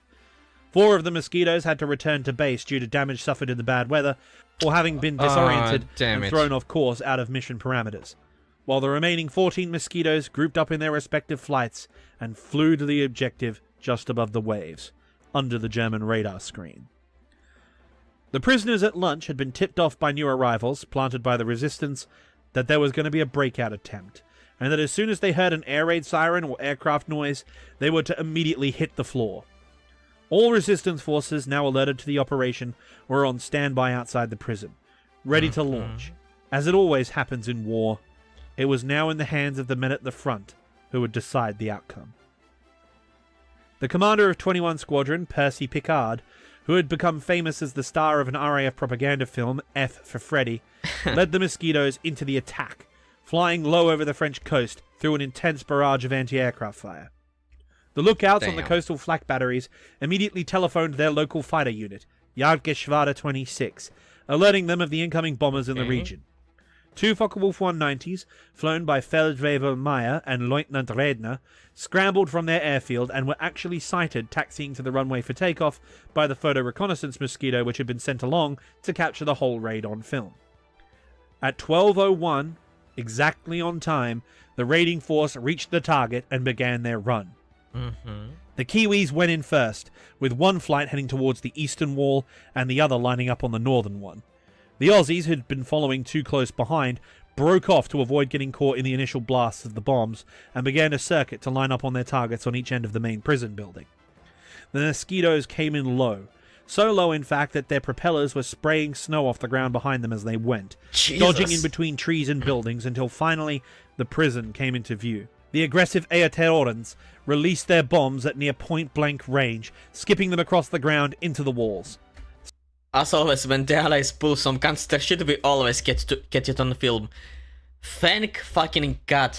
Thank God the Allied forces always operate by the concept of pigs or didn't happen. God bless the Allied forces. Some even punched straight through and detonated in the courtyard, damaging the buildings while the impacts shook the cell doors open. But the Kiwis had succeeded, blowing holes in the northern and eastern walls as they pulled off violently at full throttle to get out of the blast zone. The Aussies were right behind them. Coming in at full speed, they released their bombs in 2 consecutive volleys, scoring direct hits on both the guardhouses and blasting the side of the main prison building open. Around 50 of the guards were killed, while the remainder were either wounded or left shell-shocked. A number of prisoners had been killed in the blasts, but the majority, having heard the raid approaching, had taken cover, and now they saw their opportunity to make a break for it. Of the 800 prisoners incarcerated, around 350 of them made a beeline for the gaps in the wall as the resistance fighters poured into the breach to meet them. But unfortunately, due to the escape being suspected prior to the operation, after their operative had been captured, The enlarged garrison of troops stationed in the prison had enough men to reorganize and counterattack after the escapees. Oh, A come firefight on, broke man. out between the resistance and the Germans, forcing the resistance fighters back out of the building, with 37 prisoners being gunned down by the machine gun nest as they ran. Fuck. Circling over the prison, Squadron Leader Picard, seeing that the prisoners were making good their escape, signaled the Mosquitoes of 21 Squadron to break off, as they were no longer needed to level the prison. Instead, he ordered his flight to blow up the nearby railway station to prevent the Germans from dispatching reinforcements, which Good they idea. duly did, buying much needed time for the extraction teams to rush the escaped prisoners out of the area. The time was now 12:06. The entire operation had taken 5 minutes. Jesus. Given that the conditions were poor and that the resistance were in such close proximity, the remaining Allied aircraft couldn't risk doing gun runs or dropping their remaining bombs to support them. Not to mention that the entirety of the Luftwaffe in France would now be rushing to their fighters. The mission complete, the Mosquitoes began their return to base, with Picard staying on rear guard with the escorting Typhoons in order to do a battle damage assessment. It would be a fatal mistake. What? While he and his observer were looking down at the prison, Feldwebel Meyer in his Focke-Wulf 190 had spotted their aircraft and moved into position. As Picard began his flight home, Meyer dove in from his intercept course and fired, cutting off their tail. No. They were far too low to bail out and crashed in a ball of flame. Damn it. His flight lead, Lieutenant Radner, had at the same time sighted the escorting Typhoons and damaged one severely enough to force the pilot to crash land. The rest of the raiders sped away at low altitude, taking some aircrew casualties to anti-aircraft fire and another Focke-Wulf, but managing to bring their aircraft back home to England. And thus ended Operation Ramrod 564. Or had it ended? Wait, what? The escape itself appeared to have been a fantastic success, but due to the aggressiveness of the German response and their preparedness, of the 258 men who managed to escape, 182 were recaptured in the coming weeks. Oh, But the senior come leaders on. had managed to make good their escape, and thus the damage had been done while averting the crisis. They were able to identify the informants and the spies in the resistance who sold them out to the Gestapo, resulting in over 60 Gestapo and Abwehr agents being identified and dealt with. 102 prisoners had died in the attack due to either the bombing or German machine guns, while Damn it. 6 aircrew were lost, 4 killed in action and 2 prisoners of war. But to this day, there are still a number of mysteries around the mission, and a large number of details are still highly classified. Which begs the To this day? Really? After over 80 years, it's still classified to this day? question, Holy shit. why? Especially given its propaganda value. For example, several of the senior resistance leaders, as well as the spies, while they were rescued, were never seen or heard from again. Including Really? Raymond Vivant, he just disappeared. Furthermore, not everyone escaped, which means there would still have been a large number of people in the prison posing a security risk. If so, why didn't the Allies still level the building? The truth is, we will probably never know. Fuck. But I have a couple of hunches. First, the people they managed to extract were key organizers to the resistance, and getting them out would increase resistance activity prior to the invasion. Recruitment will of course go up as well, and it will be easier given the propaganda value of the raid. The Allies will look after their friends and save France and so on. Next, the people they were rescuing were providing actionable intelligence for Operation Crossbow, the locating and destroying of V1 and V2 launch sites and support facilities. The Allies knew about their plans, and despite them not having been launched yet, they knew where they were, roughly. So they needed eyes on the ground to gather intel for them. And finally, there was Operation Fortitude, part of Project Double Cross. I watched Fat Electrician's video about it. About the Spanish chicken farmer that became Britain's top spy. And this operation. My god. The guys who were like acting as soldiers, those art majors, they are absolute badasses, I swear to god.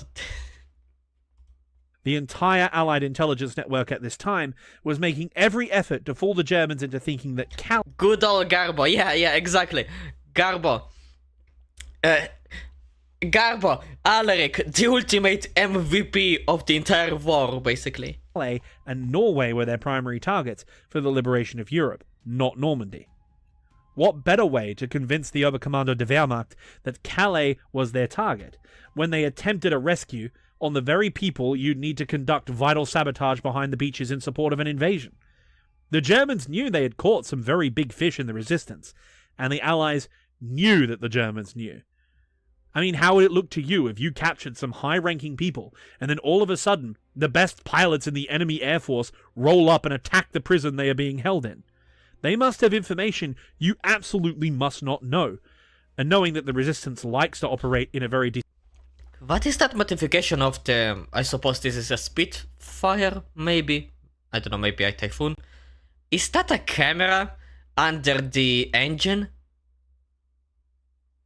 God damn, they were dedicated to Pixar. decentralized manner, that must mean that vital intelligence relates to local operations here. Which, given the intelligence they had been receiving from their network of spies in England, also known as the other elements of Double Cross, as they were all either double agents for the British or completely fictional intelligence. God damn it, don't put it so close to my screen, okay?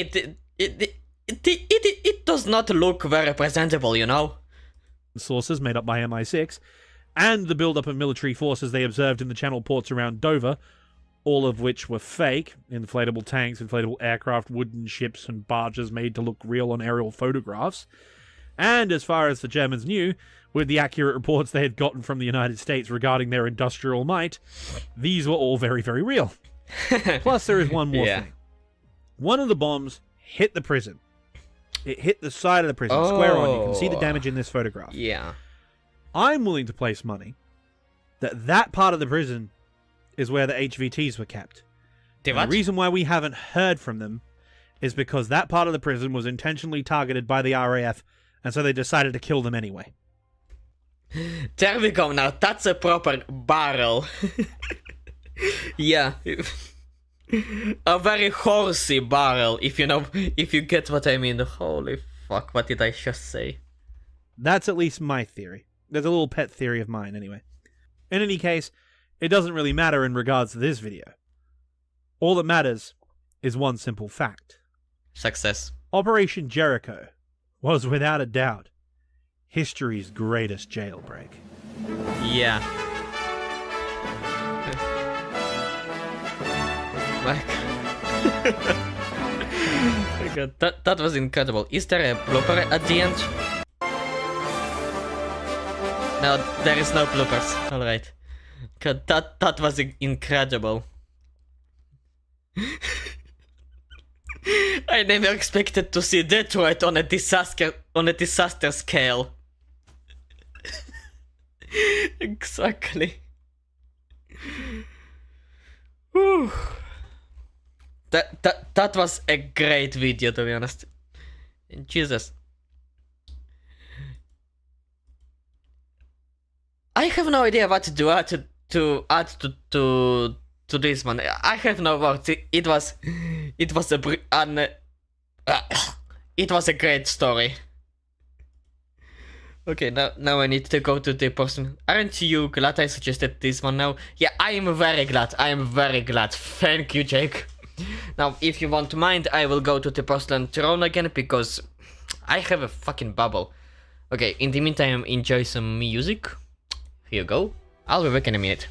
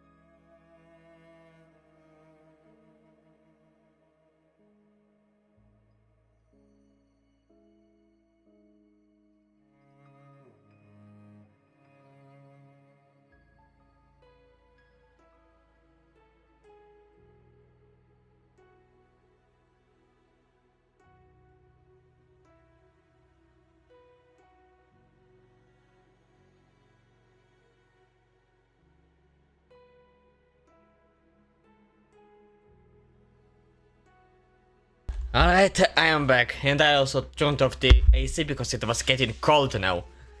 Jesus.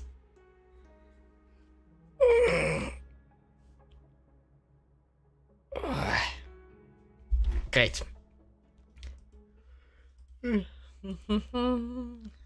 Okay, by the way, there is somebody on YouTube. I can see you. Somebody on YouTube. Also, have you ever watched a history video that requires a GigaChat counter? Honestly, maybe the Fat Electrician videos on like, for example, the Fat Electrician video on, what was his name? Fucking the Terminator from Vietnam. Give me a minute. Let's see what was his name because I fucking forgot.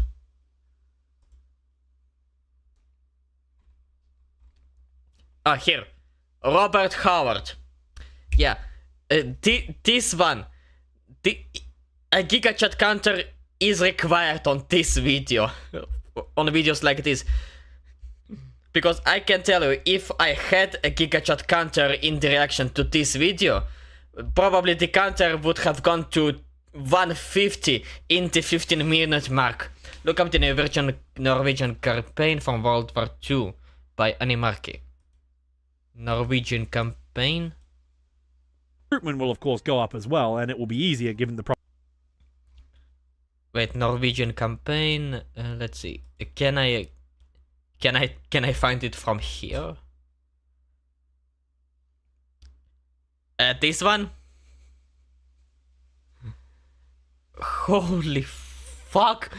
The full complete video of the Enterprise. 6 hours, Jesus. Okay, we will not look into that yet. He put a GigaChat counter in the video himself. Wait, really?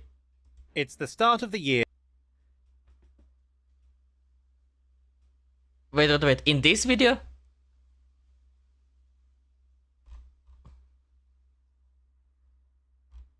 Wait. Is the GigaChat counter here?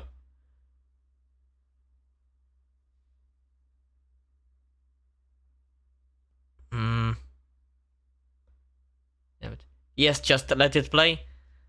Year 1940. The phony war is in full swing.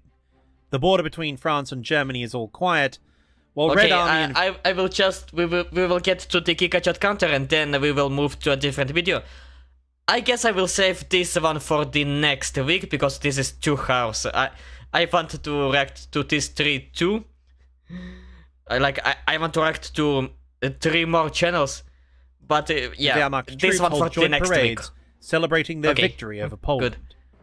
Yet even as Europe sits dormant, with air forces doing nothing but dropping propaganda leaflets, the war at sea is raging. And on this lazy winter evening, a tense standoff is taking place in the cold, dark waters of No worries. Scandinavia. Good. This part of World War II's history is largely forgotten in modern popular histories, so much so that the latest and greatest Netflix documentary about World War II edited this chapter out entirely. It appears nowhere in What? the entire documentary. Yet the effect it had on the war is absolutely massive, all while being a story unlike any other, with some of the most incredible feats of martial skill and heroism. Feats so insane you would dismiss them as Hollywood fantasy had they not been witnessed and recorded for posterity. So You today, got me I will set interested. about fixing this glaring oversight and tell you the long but exciting story of the German invasion of Norway. Get some refreshments, get comfortable, and prepare for a tale like no other, because I promise you, it's a story worth hearing. How worth hearing, you might ask? Well, we're gonna need this. Jesus, it's real. It's real. Okay, I will definitely be watching that on next week. I guess the next week Reaction Friday will be a Animarchy special and Norway special. Ooh, that will be a doozy. Told ya. Yeah, thank you for telling me. But now, let's move on to the next video. A video by Madman Fenrir himself, the American Wizard. Finally, an American Wizard lore video. Now, I'm not sure if you know Jake, but American Wizards, it's kinda the reactions that blew up my channel a little bit. Considering my size, it really blew up my channel. That was the other suggestion I had loaded up. This one? I guess I got first. Yay. I have kinda an obligation to react to it, since, well, the people in the YouTuber upload will see that. What's up with Muffles? Finally, we are getting some Muffles lore, and why the fuck is the thumbnail is not loaded up? Okay, you will see that from distance. Oh, I have seen this one. I love Madman, I love Fenrir, and the Norway video. Great. Okay, let's see what is in the Muffle lore. Because Muffles, I'm pretty sure I know how Muffles is immortal. I have at least a theory of my own. But let's listen to the man himself. This is a Muffles. Hello! And Muffles' right arm is a mimic. Holy shit! Holy CGI, fan. You absolute mad lad. Oh, just wait, this gets good. I fully expect this to get good. Like, this is Fenrir we are talking about. It is going to be good, or it will be fucking boring. But Fenrir is never boring. Many people have had questions as to why our Muffled boy here is so durable, so I thought today I would answer that question in the form of a American Wizard lore video, so to speak. Oh no, go back to season 2. Am I in hell? Love that guy. So while my computer Everybody loves that guy. continues to render America Wizard Season 2 footage, I would love to explain to y'all how Muffles' arm is in fact a mimic that is keeping him alive majority of the time. But he's not immortal, which a lot of people seem to think he is immortal. He can Wait, die. what? I can take him from you at any moment. I have that power. Excuse me again? He can die. I can take him from you at any moment. I have that power. Nah, if I did God. that, y'all would riot. My career would be over. What's a mimic, Finn? A pain in the ass, that's what. If you've played Dungeons & Dragons, you know that a mimic can disguise itself as any small mundane object, or even, you know, Jesus. depending on the rules, be a large mundane object like a house. Oh. If you've played the Dark Souls series, you know what it's like to walk up to a treasure chest, whack it, and wait for it to grow horrific arms and legs and try to eat you. And if you've played the game Prey, then you know not to trust anything. I need to play Prey, to be honest. I want to play that game. I saw a few reviews, a few stories, videos about this game. I really want to play it. I should do that. Oh, hello there. Nah, no way that's a mimic. Seriously? Yeah, No, I mean, that is. Look at it. I can't stop looking at it, and it won't stop looking at me. That's the problem. I'm pretty sure you both just won in the, like, eye contest. Oh yeah, we would lead a full-blown Imperial Crusade Warhammer 40k star style on his ass if he took Muffles from us. Yes! Prey is amazing. It is, like, when I was a kid, I wanted to play that game. When I saw videos on it. I can do it nowadays. And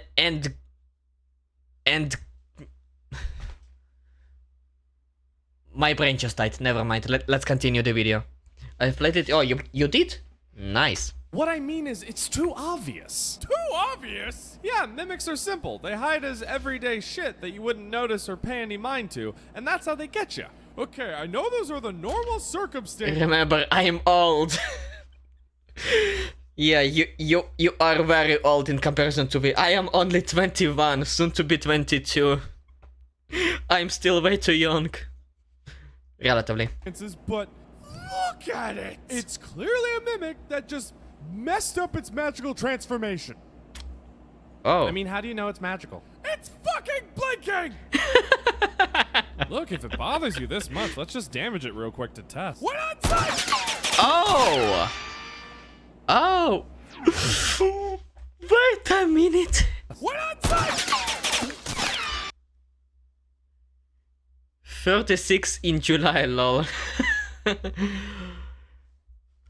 You have no idea how close were we to in-house extinction.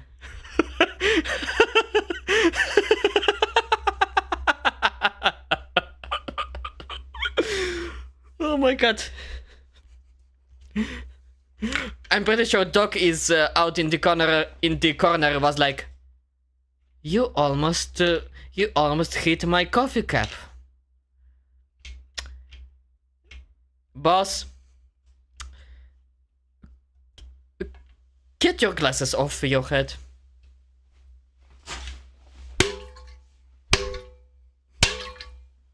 Yeah, if you want to know, yes, I just slapped my own thermos bottle. I did.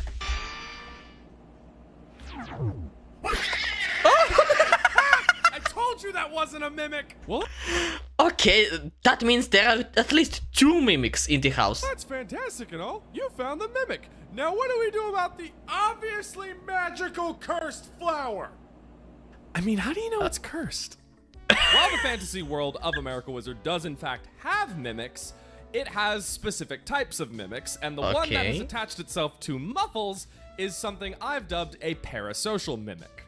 Members of my Discord community, available through the Patreon, have heard me explain this time and time again that Muffles' arm is actually a wild animal. It's effectively a wild animal that spends most of its adult life looking for the perfect apex predator to inhabit. Oh, wait, what? However, the mimic doesn't just find an apex predator and attach to it. Oh, no, no, no, no, no. The parasocial mimic searches for injured apex predators, to be specific. Oh. So, Yeah. Muffles, you want to get a drink? Makes sense. Oh, that's No works right. only Yeah, pain. gotta get your arm in a cooler. Boys, where's the beer? The reason being for this in canon is that the parasocial mimic on its own can't survive very long as an adult. It gets curb stomped by most things in nature. So it spends its time observing and waiting for an injured apex predator to come around that it can attach itself to, because the mimic will then do everything it can to keep that apex predator alive, because it is going to be safer attached to this apex predator, but the apex predator won't be able to survive without the mimic now. If you try to remove the mimic from the predator will just outright die. The mimic entangles itself into the nervous system. Like, it can't be removed. Oh. And a lot of people noticed this during the Muffles versus Irish Monk fight, that Irish Monk kept on breaking different bones in Muffles' body, and the mimic just kept on repairing them and realigning them and jump-starting Muffles' heart. I remember that.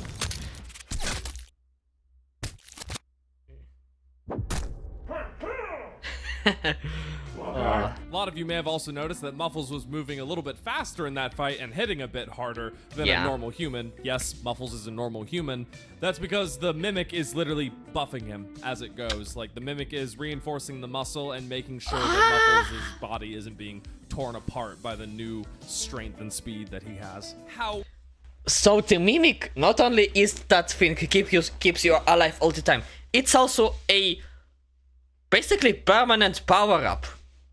God damn. However, there are certain things it can't do. For example, it can't reproduce blood on the spot, which is why Muffles sleeps like a log. Yeah, a lot of people wondered why Muffles slept through episode 100 of America Wizard. That's because during the Orc Forest arc, he was using his mimic powers non-stop. Oh. That's great, buddy. Don't worry, we're gonna get you out of here as soon as Yeah. comes up with a plan. I'm fucking working on it. That was spin. When That was Muffles speak. is fighting at his best, that means the Mimic is helping him fight at his best.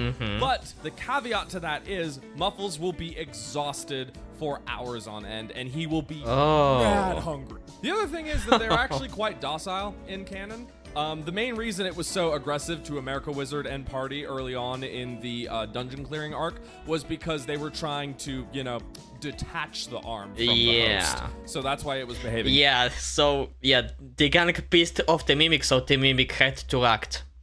Makes sense. So aggressively, it was being defensive.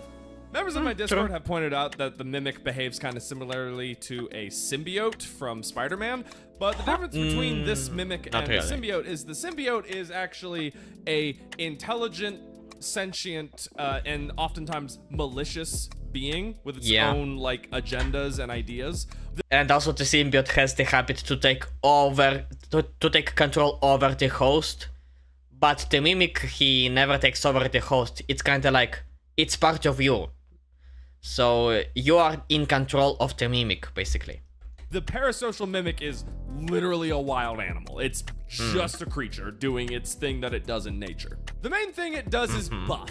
And oh baby, does this thing buff you. Oh, There's God. also one interesting thing to note. You know, it's not that big a deal. It's just that in canon, Muffles is the only known instance of a parasocial Mimic attaching itself to a human being. Oh. And I cannot elaborate on that further because it would be spoilers. So I'm just gonna leave y'all hanging on that one. Okay. You have got to be fucking kidding me. So to summarize, Muffles is not immortal. Yeah. He's just durable plus. I do love this character. He's one of my personal favorites to play. Mainly because he's one of the easiest to voice act. True.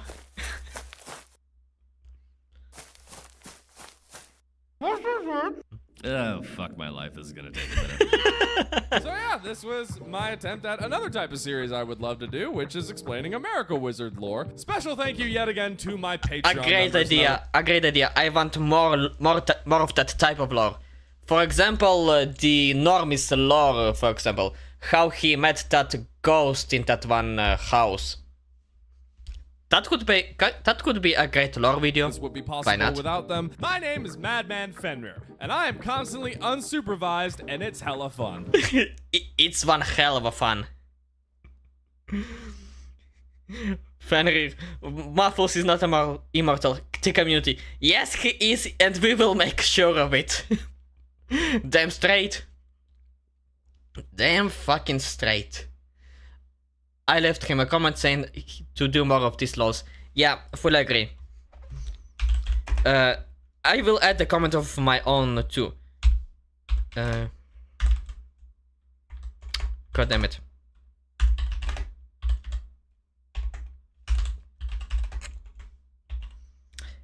Yeah, I know I'm typing very slow and very bad.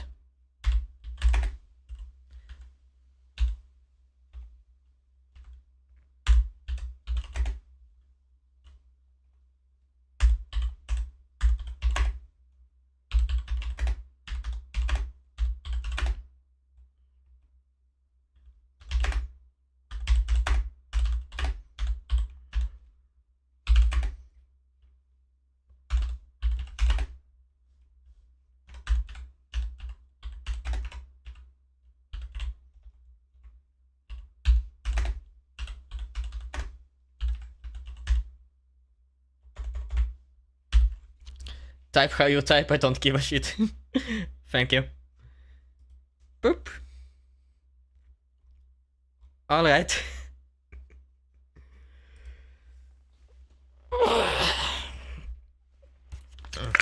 A little more water.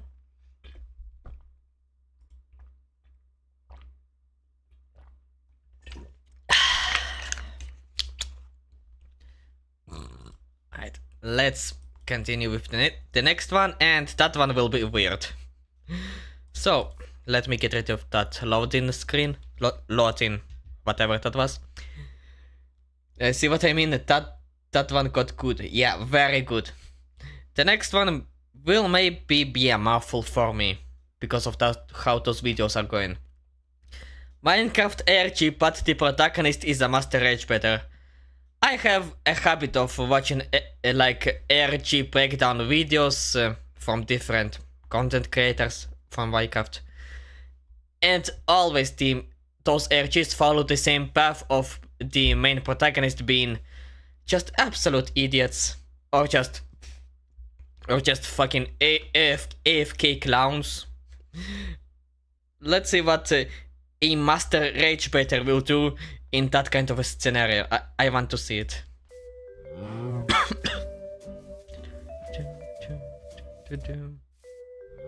That's better end. Never mind. I hope it will start very fast.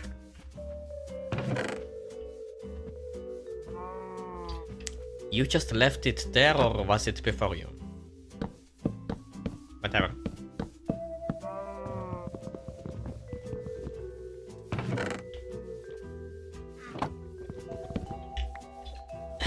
I will need to refill my water supply later. Oops.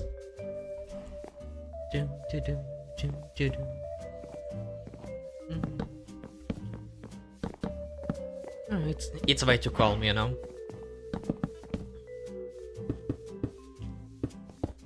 My god, why are you building it like that? Couldn't you at least cut down a few trees to get more wood? He's already rage baiting me by the way he built it. Goodness, not bad, not bad.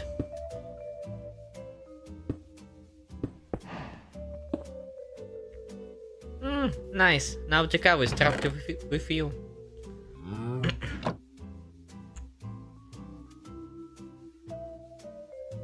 I was expecting him to make a hole.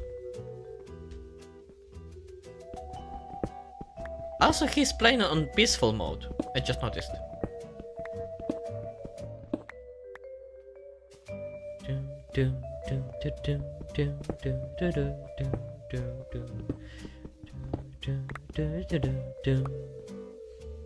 Give me a second, I need to get rid of one thing. Oh no, not this one. This thing. That's better. And we still did not get to the good part yet. God damn. This is taking forever. Where is the entity? And why won't you make a torch?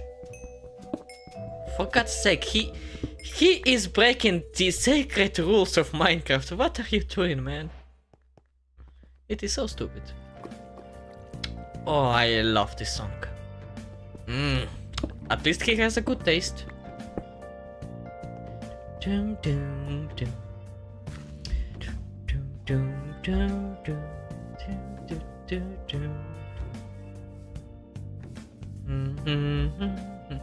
Excuse me?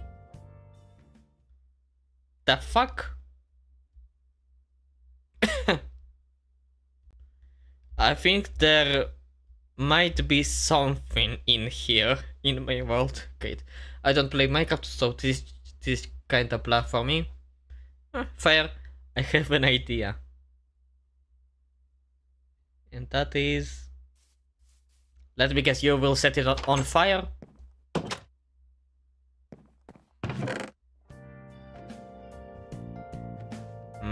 Okay.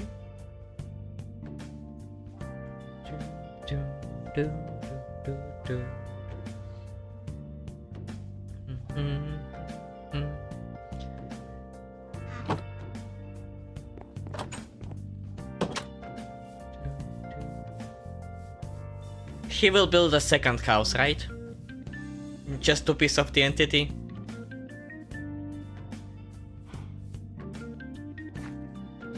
Maybe not, okay.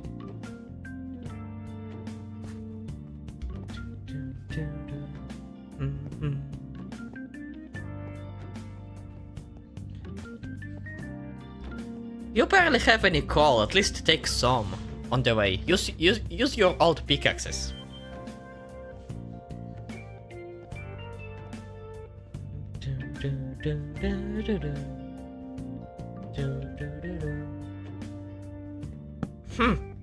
An Optifan user, I see.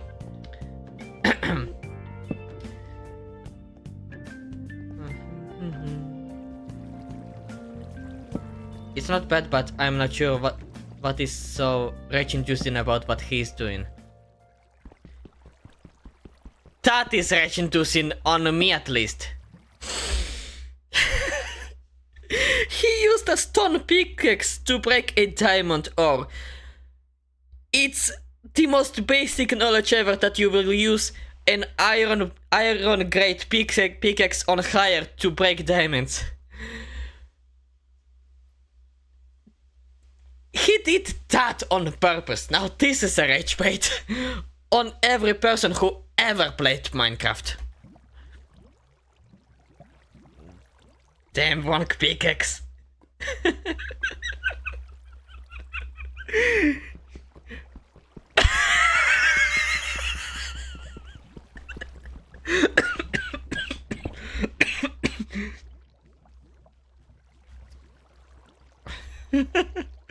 Okay, fair enough. Now this is rage baiting me. You get what I mean?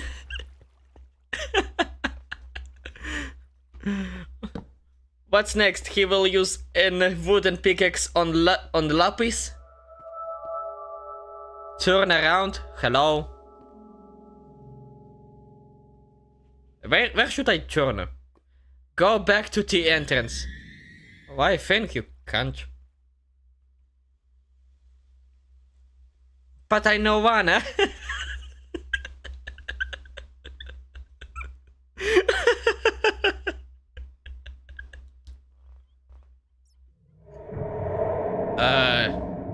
Hello?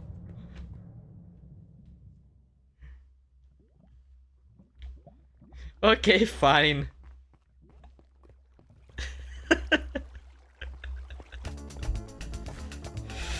The fucking Sonic music, why? He deliberately went against the basics just to be a dick from the sound of it. Exactly. Exactly.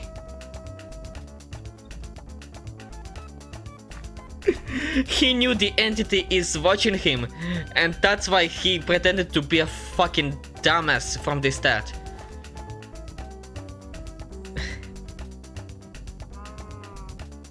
I'm confused. What's the purpose of this?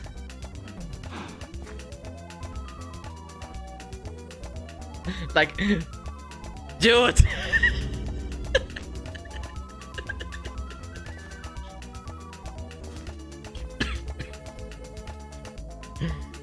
I think my plan's working. Can he read what you are typing though? Or can he read only what you like sent in the chat? Look up! Okay, what is that supposed to be? Oh, cool! A gift!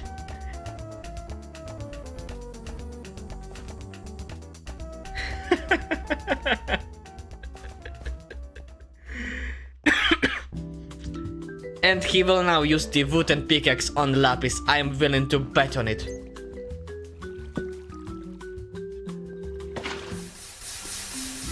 Don't tell me he will use the iron pickaxe on Obsidian.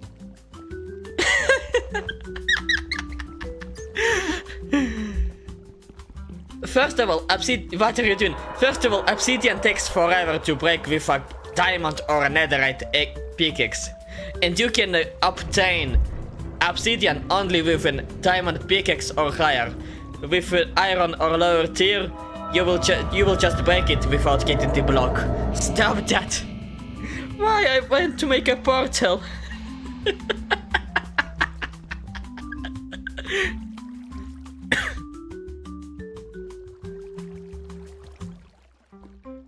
Why is it taking so long to break? Maybe stop chatting then. Or better yet. Better yet what, buddy? Stop using an iron pickaxe to mine obsidian. Wait, it's almost done. Quit bothering me.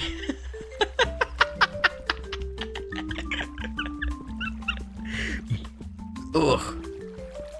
He got a burp out of me. It is that good. Chances. Chances.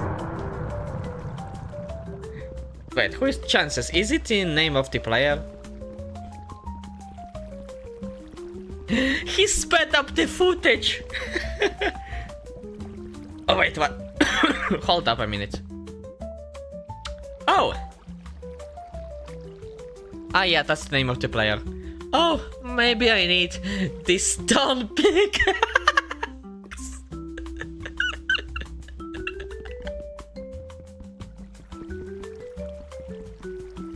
Oh my fucking god! Hello there, homeboy!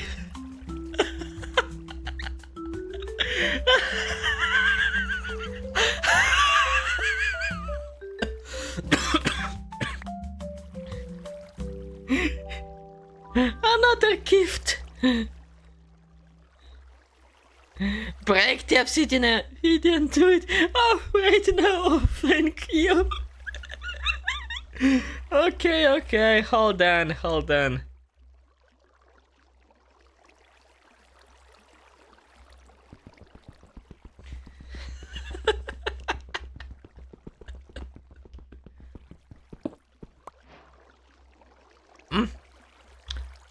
Great. Now break the central block. Oh yay! Oh, he's fucking with the good boy. He's fucking with the entity so much. What the fuck? The fuck did you mean by good boy?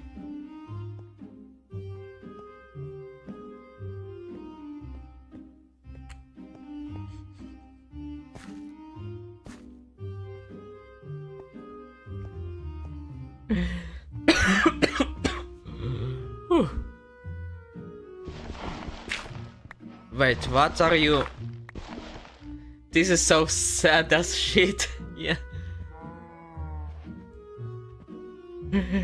I feel so sad for the entity. The entity is being blue-balled right now. Yo, what's up, gang? Oh, hello there. Do you react to games? To videos when I'm... Hello over there. Notice how I fixed your dumpster over house. I liked my old house better.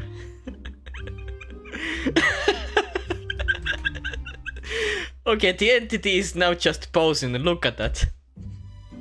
No, you did not. He's right, but I'm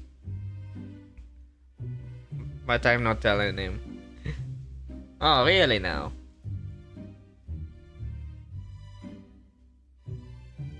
Anyway, wait. Hold up. Please make it a perfect cube. Please make it a perfect cube. Do it, no balls. Dear God, he is gonna get wrecked for that.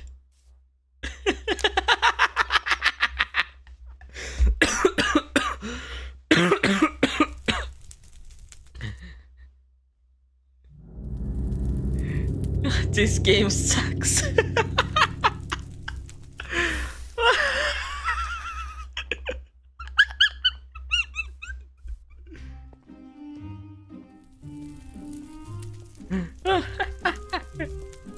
Wait, what did he do? Wait, I missed it. You motherfucker.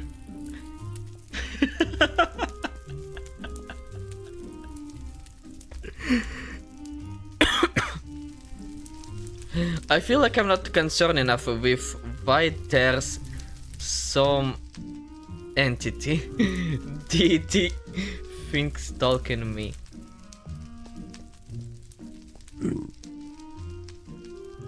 What? What kind of name is Impure Soul anyway?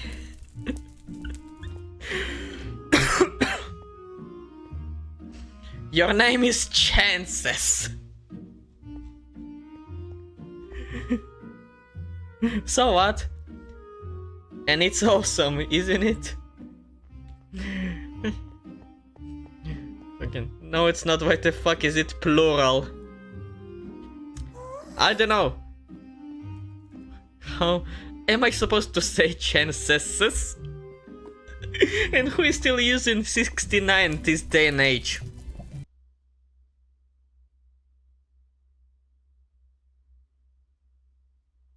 I know at least one person.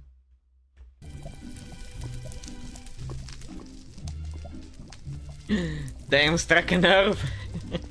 Definitely.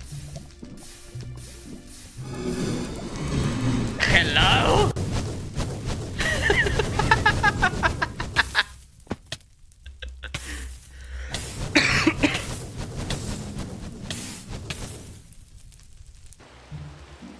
Huh?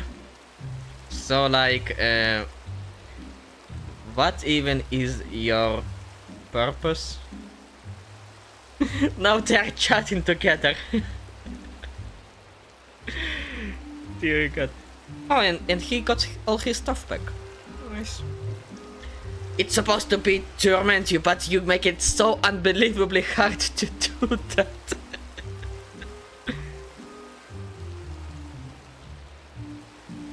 Hey, it's not my fault I'm bad at the game.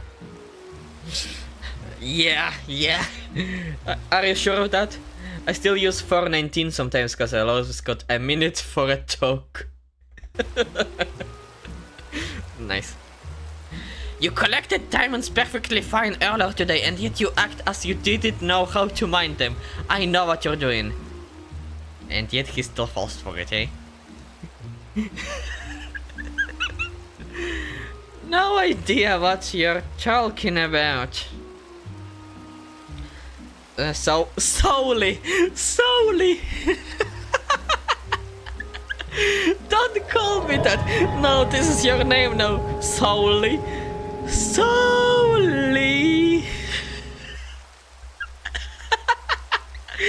Come on, let's play chase together.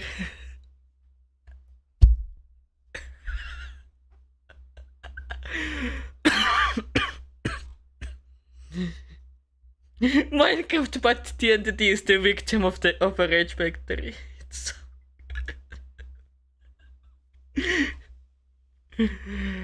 so... as a person who used to play the entire childhood Minecraft, this is so funny. Just beyond unbelievable.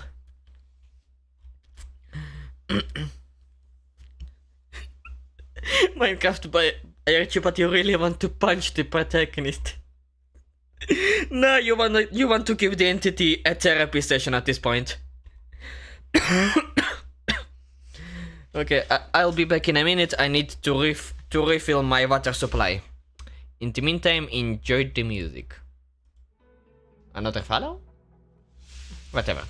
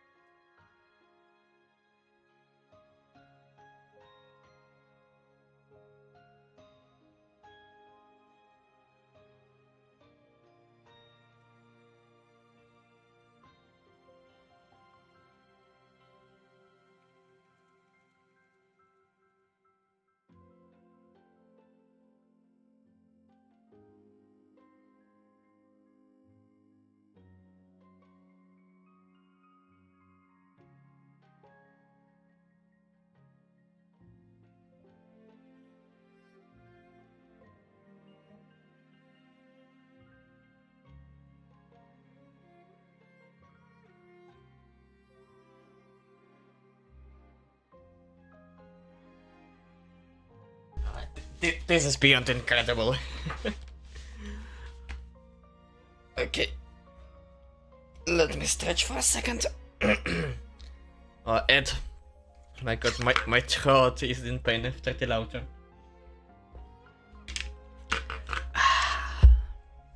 Incredible. Alright, we have now the last reaction video for today. Hellsing Ultimate Abridged, episode 7. Finally.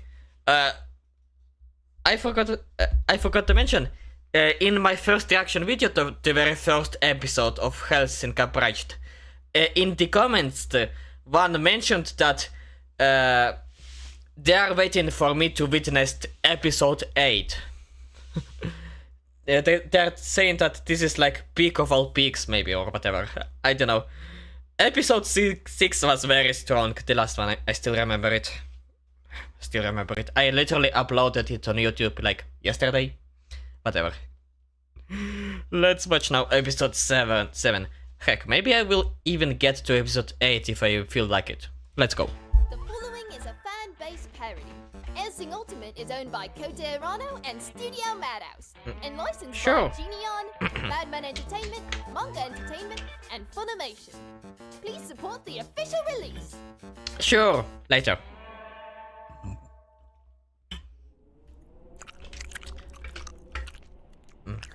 God damn it, that's a lot of blood. Are they bad people? It's a matter of perspective, really. Yeah. Oh, absolutely. But to be fair, I think we kind of tipped that Jenga tower by being Nazis in the first place. Yeah. This whole eating Sam is just salt on the wound. Oh, Jesus. don't say salt to me. These mercs are so bland. They could use it. You could use a fucking refurbishing to the face. How's that for some salt? Oh, God damn it! What's the point of coming up with all these one-liners if they're all dead when I say them? To be fair, it's wasn't really that funny to begin with. Yeah, shut up. It's a matter of perspective, really. Oh. That's a lot of blood. You ever been fisted up to the elbow before? Sadly, I could use your expertise. Hey, fuck you, man! Please, so, I'm guessing you're in some shit. I just saw a man's face get eaten. One bite, Jesus. like that asshole Al with a fucking Tootsie Pop, man. How many licks did it take? Just hold out. The police guard is on her way. Sir, I'm not gonna lie to you. We're pinned here. All my men No. are dying, and I'm running out of bullets. Oh no. Mira, it was an honor serving with you. What the fuck? What? What? What's that cheap shit? You're not gonna tell me to fall back or fight through? Well, I mean, You're about to die. So, in our eyes, you might as well go to dead now. Like, nothing can save you, maybe. Only a miracle, maybe. What else did you expect? and you? Of fucking course not! Why the fuck would I say it? It's a cliche, damn it! And a good At least effective one. goddamn one at that! Fine, Exactly. fine, whatever, okay, sure. Don't you fucking give me that, Miller! Fall back and make it! No, It's ruined. Yeah. It's always going to be disingenuous! Well, so is what's coming next! Wait, no! Miller, choose mine. Oh, god damn it. Blood-sugared cockholes! Oh, not bad, to be honest. The fuck? What the What? fuck? The what? What? You're not my daughter. Of course I am, Daddy. No, seriously. I got a vasectomy right out of high school. Oh. I meant I'm your niece. Nope. Nope. I'm an only child. Not the Sonic! What the hell? Nope. I'm an only child. Sonic? What the hell is that? Is that a pencil? You fucking... Go to Pikachu, okay? I've been waiting for you, Miller. What in the... What? Real quick, does anyone want to explain? What the hell? What the What? Does anyone want to explain what we just witnessed? It's a good damn fucking question, you illusion master.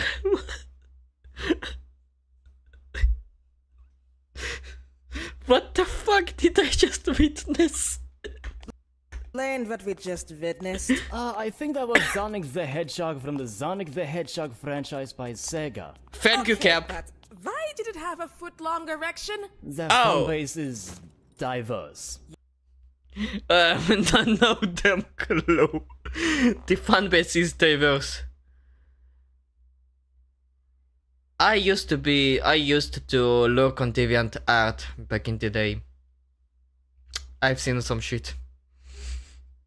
It's very diverse. You mean fucking weird? It's a matter of perspective, really. No. The Sonic community is... There is no God in the Sonic community. Let's put it that way. No one else is gonna say it. Fine, I fucking will. I wish Alucard was here. Yeah. Really, Jeffy? That is the moderate position.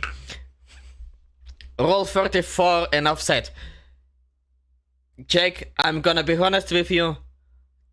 That would be roll 36 at this point with the Sonic franchise. Yeah. Look up that one if you don't know what rule 46 means. I believe it is that one. 35 if it doesn't have porn, it already exists. 36 if you think that was the most disgusting shit, remember there's always more. I think that was the way it is.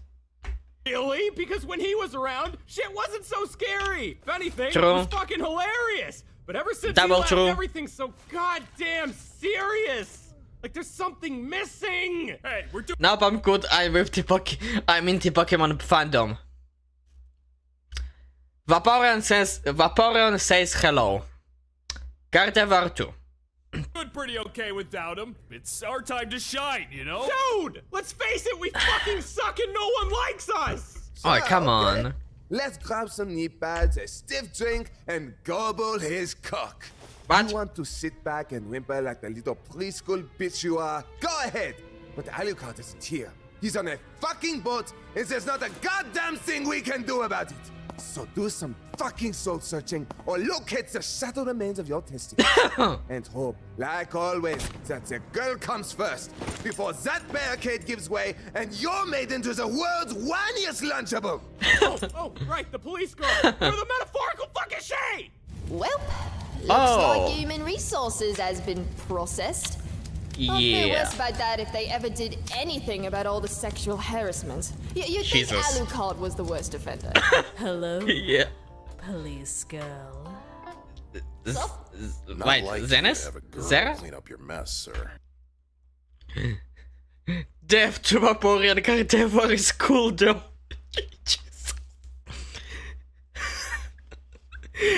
You know, after the shit the community done to Vaporeon, kinda fair, yeah. You're not wrong, Willingham. But even with all these men, this isn't the kind of load we can handle on our own. Hopefully those assholes are out of rockets. Mom, we have Yeah. an abundance of rockets. Oh, fuck. Shall we bombard them? Oh, nice. Jesus. I What? want to see how this panzers out. Oh! You pansy bitch. That was a good one. Oh. Oh? Oh! And they say you Germans can't be funny. Yeah, maybe.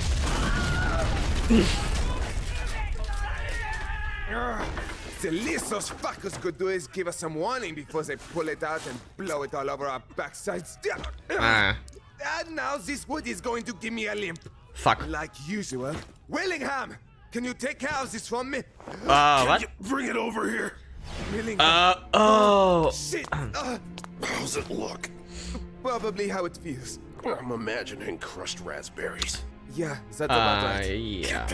Listen, there's one thing I need to say before I die. Please don't do the gorilla meme. My friend. My brother. You fucking suck at picking our contracts. Fair. Absolutely fair. Au revoir. Goodbye, my favorite asshole. God, it's me, Tony. If only one of us makes it out of here alive, please let it be me. Hey, God, it's Tony's friend Andy. Fuck Tony. I think I'm going to fire this one at Tony. Yes. Oh. Fuck them all. Fuck you, first of all. You're kidding me. It's jammed. Oh, this is... Of course it's jammed. It's a fucking Panzerfaust. They haven't been making those pictures since the 40s. Interesting. Oh. Throw your hands up, gentlemen. The cavalry has arrived. Finally. Well. If it isn't the loyal police girl. All right, you know goddamn well what my name is. You're right, I do. But there's so much more I want to learn. Oh, yeah? You sure about that? I see. So you're looking to become a police officer. Not surprising, given what happened to your family. Ah, I see. Did something happen to Mommy and Daddy? Let's take a look. Of course. The sister here says you stabbed the boy in the eye with a pencil. I'll stab your mother in the cunt. Young lady, how do you expect to be adopted if you continue this behavior? I don't want to be adopted. I want your mother's cunt. An Holy shit. Oh, this is getting even better. Let's just dig into those repressed memories and perhaps we'll... That's what... the fuck. Let's keep moving. Wait, this... What in the... Is that... I forgot her name. What was her name? Just... You go... The Helsinki woman. Wait, really? I guess these are Alucard's teachings. I guess. This needs context. A lot of context. Yeah. Cyrus, hide in here and absolutely do not come out. Is that a DMC5 remake? I guess.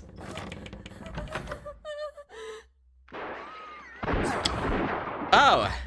Now look what you've gone and done. You skipped the process. What process? The standard process of breaking and entering. You're supposed to shoot the husband, rape the wife, then shoot the wife. You've gone and shot the husband, then shot the wife. Don't mean nothing. Of course it does. Now we can't rape her. I beg to differ. What, he's still warm? Well, mate, gotta have standards. I know we're shooting and raping, but necrophilia is a step too far. If you're such a bugger about procedure, why didn't you perform a 5-point room scan? Holy shit! Oh, well, that's painful. I'll take responsibility for that one. That is what happens when you do not perform a 5-point room scan. You're right. So you get to the 5-point room scan, and I'll get to the raping. Steady on.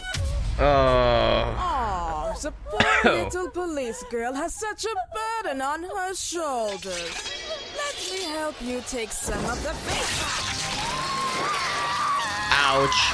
Poor Sarah. You're not even a decent guard dog. You're just a pet of a pet.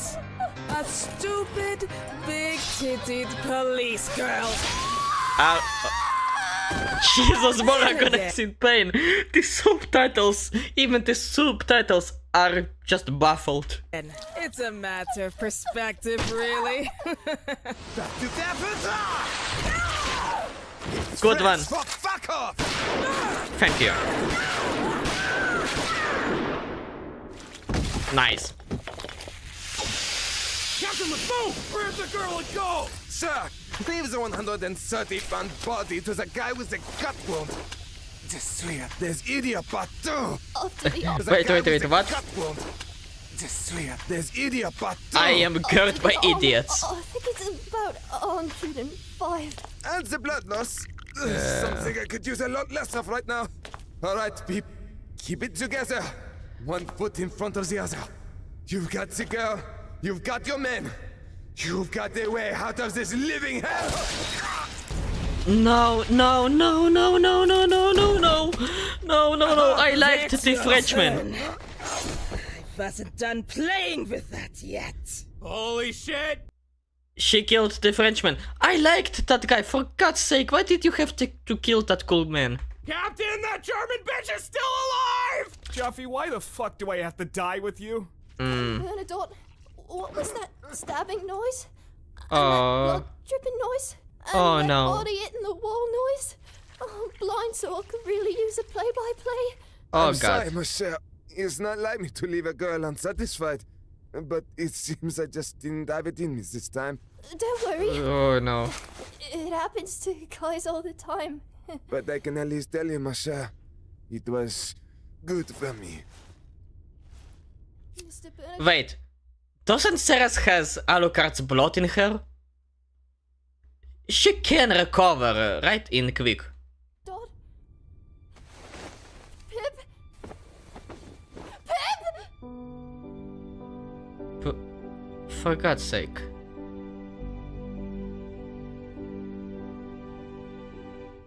You really did a French kiss in the middle of death, right? Next time, maybe I'll get past first base. Fat chance. Ah. You're about to find a way for a lout like me.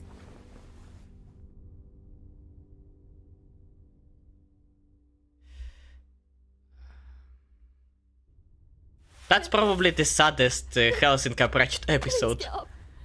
No. Come on. No, come on. I can't do this alone.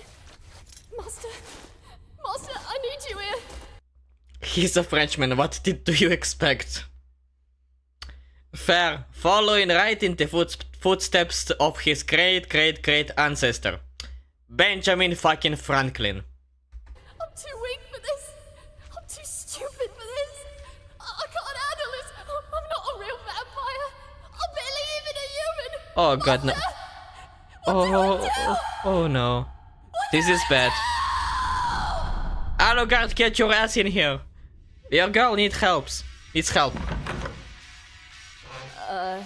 You rang? Master, Hello there. it's falling apart. Shit, you're right. You should really get on that. What? It's dead because of me. Everyone's dead because I wasn't strong enough. Oh, so this is my fault then. No. Everything Hello? is my fault, apparently. Ate the last spotted dick pudding in the fridge? My fault. Crashed a car into the world's first British Dairy Queen? My fault. Unknowingly shot Archduke Ferdinand and blamed it on some other guy? Oh, my fault. It's not your fault. Zoran, Pip, the flying geese, they were my... Wait, a flying geese? I don't remember any flying geeses in the... Okay, probably something I missed. I have responsibility. But I chose you. Are you saying I made the wrong choice? Because I don't make wrong choices. You sure about make that? investments. I'm saying I failed you. I failed everyone. The only way you fail is by giving up. I give up because I'm not strong enough. Listen to me, Draculina. You are so much stronger than you let yourself be. How do you know? Because behind those eyes, I saw something I lost long ago. The will to live. Now, stop running from who you are. Confront it, embrace it, and go for its fucking throat. Like a real fucking vampire! So it's that... Oh! So we are going wild now.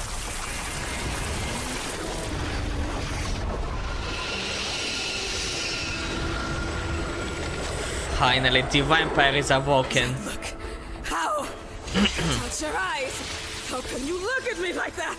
Fuck you, that's out. Zoran, was it? Listen, Zoran, this whole fucking place is my house. You ain't the queen vampire bitch here. I am. And you know what my friends always say? God save the queen.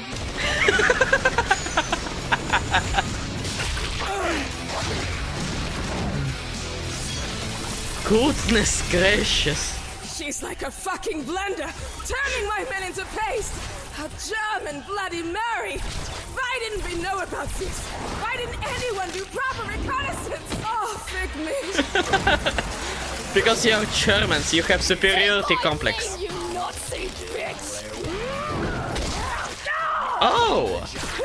I said say my fucking name! Say it!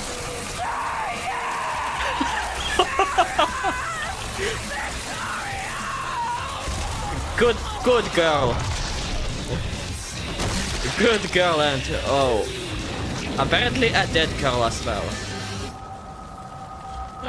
And she's on fucking fire. Fucking forget it. Jesus fucking Christ.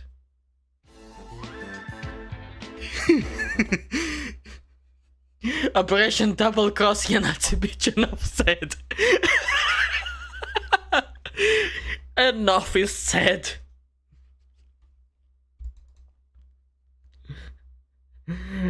Tries to punch her in the face, gets her fucking hand beaten of fucking metal. Yeah, the ending of the episode was a fucking metal. What the hell was that? Okay, I guess we can say it now, right? Here we go. Dear God, now there's fucking 2 of them. There are now 2 deranged war criminals. I am scared now. I am so fucking scared. But thankfully this... I will not go for episode 8. I will leave that for the next week. Because it is way past midnight, it's like... 0:47. Holy shit, I need to go to sleep. And right on the clock, the 3-hour time limiter is almost up. Oh, and I am prepping way too much.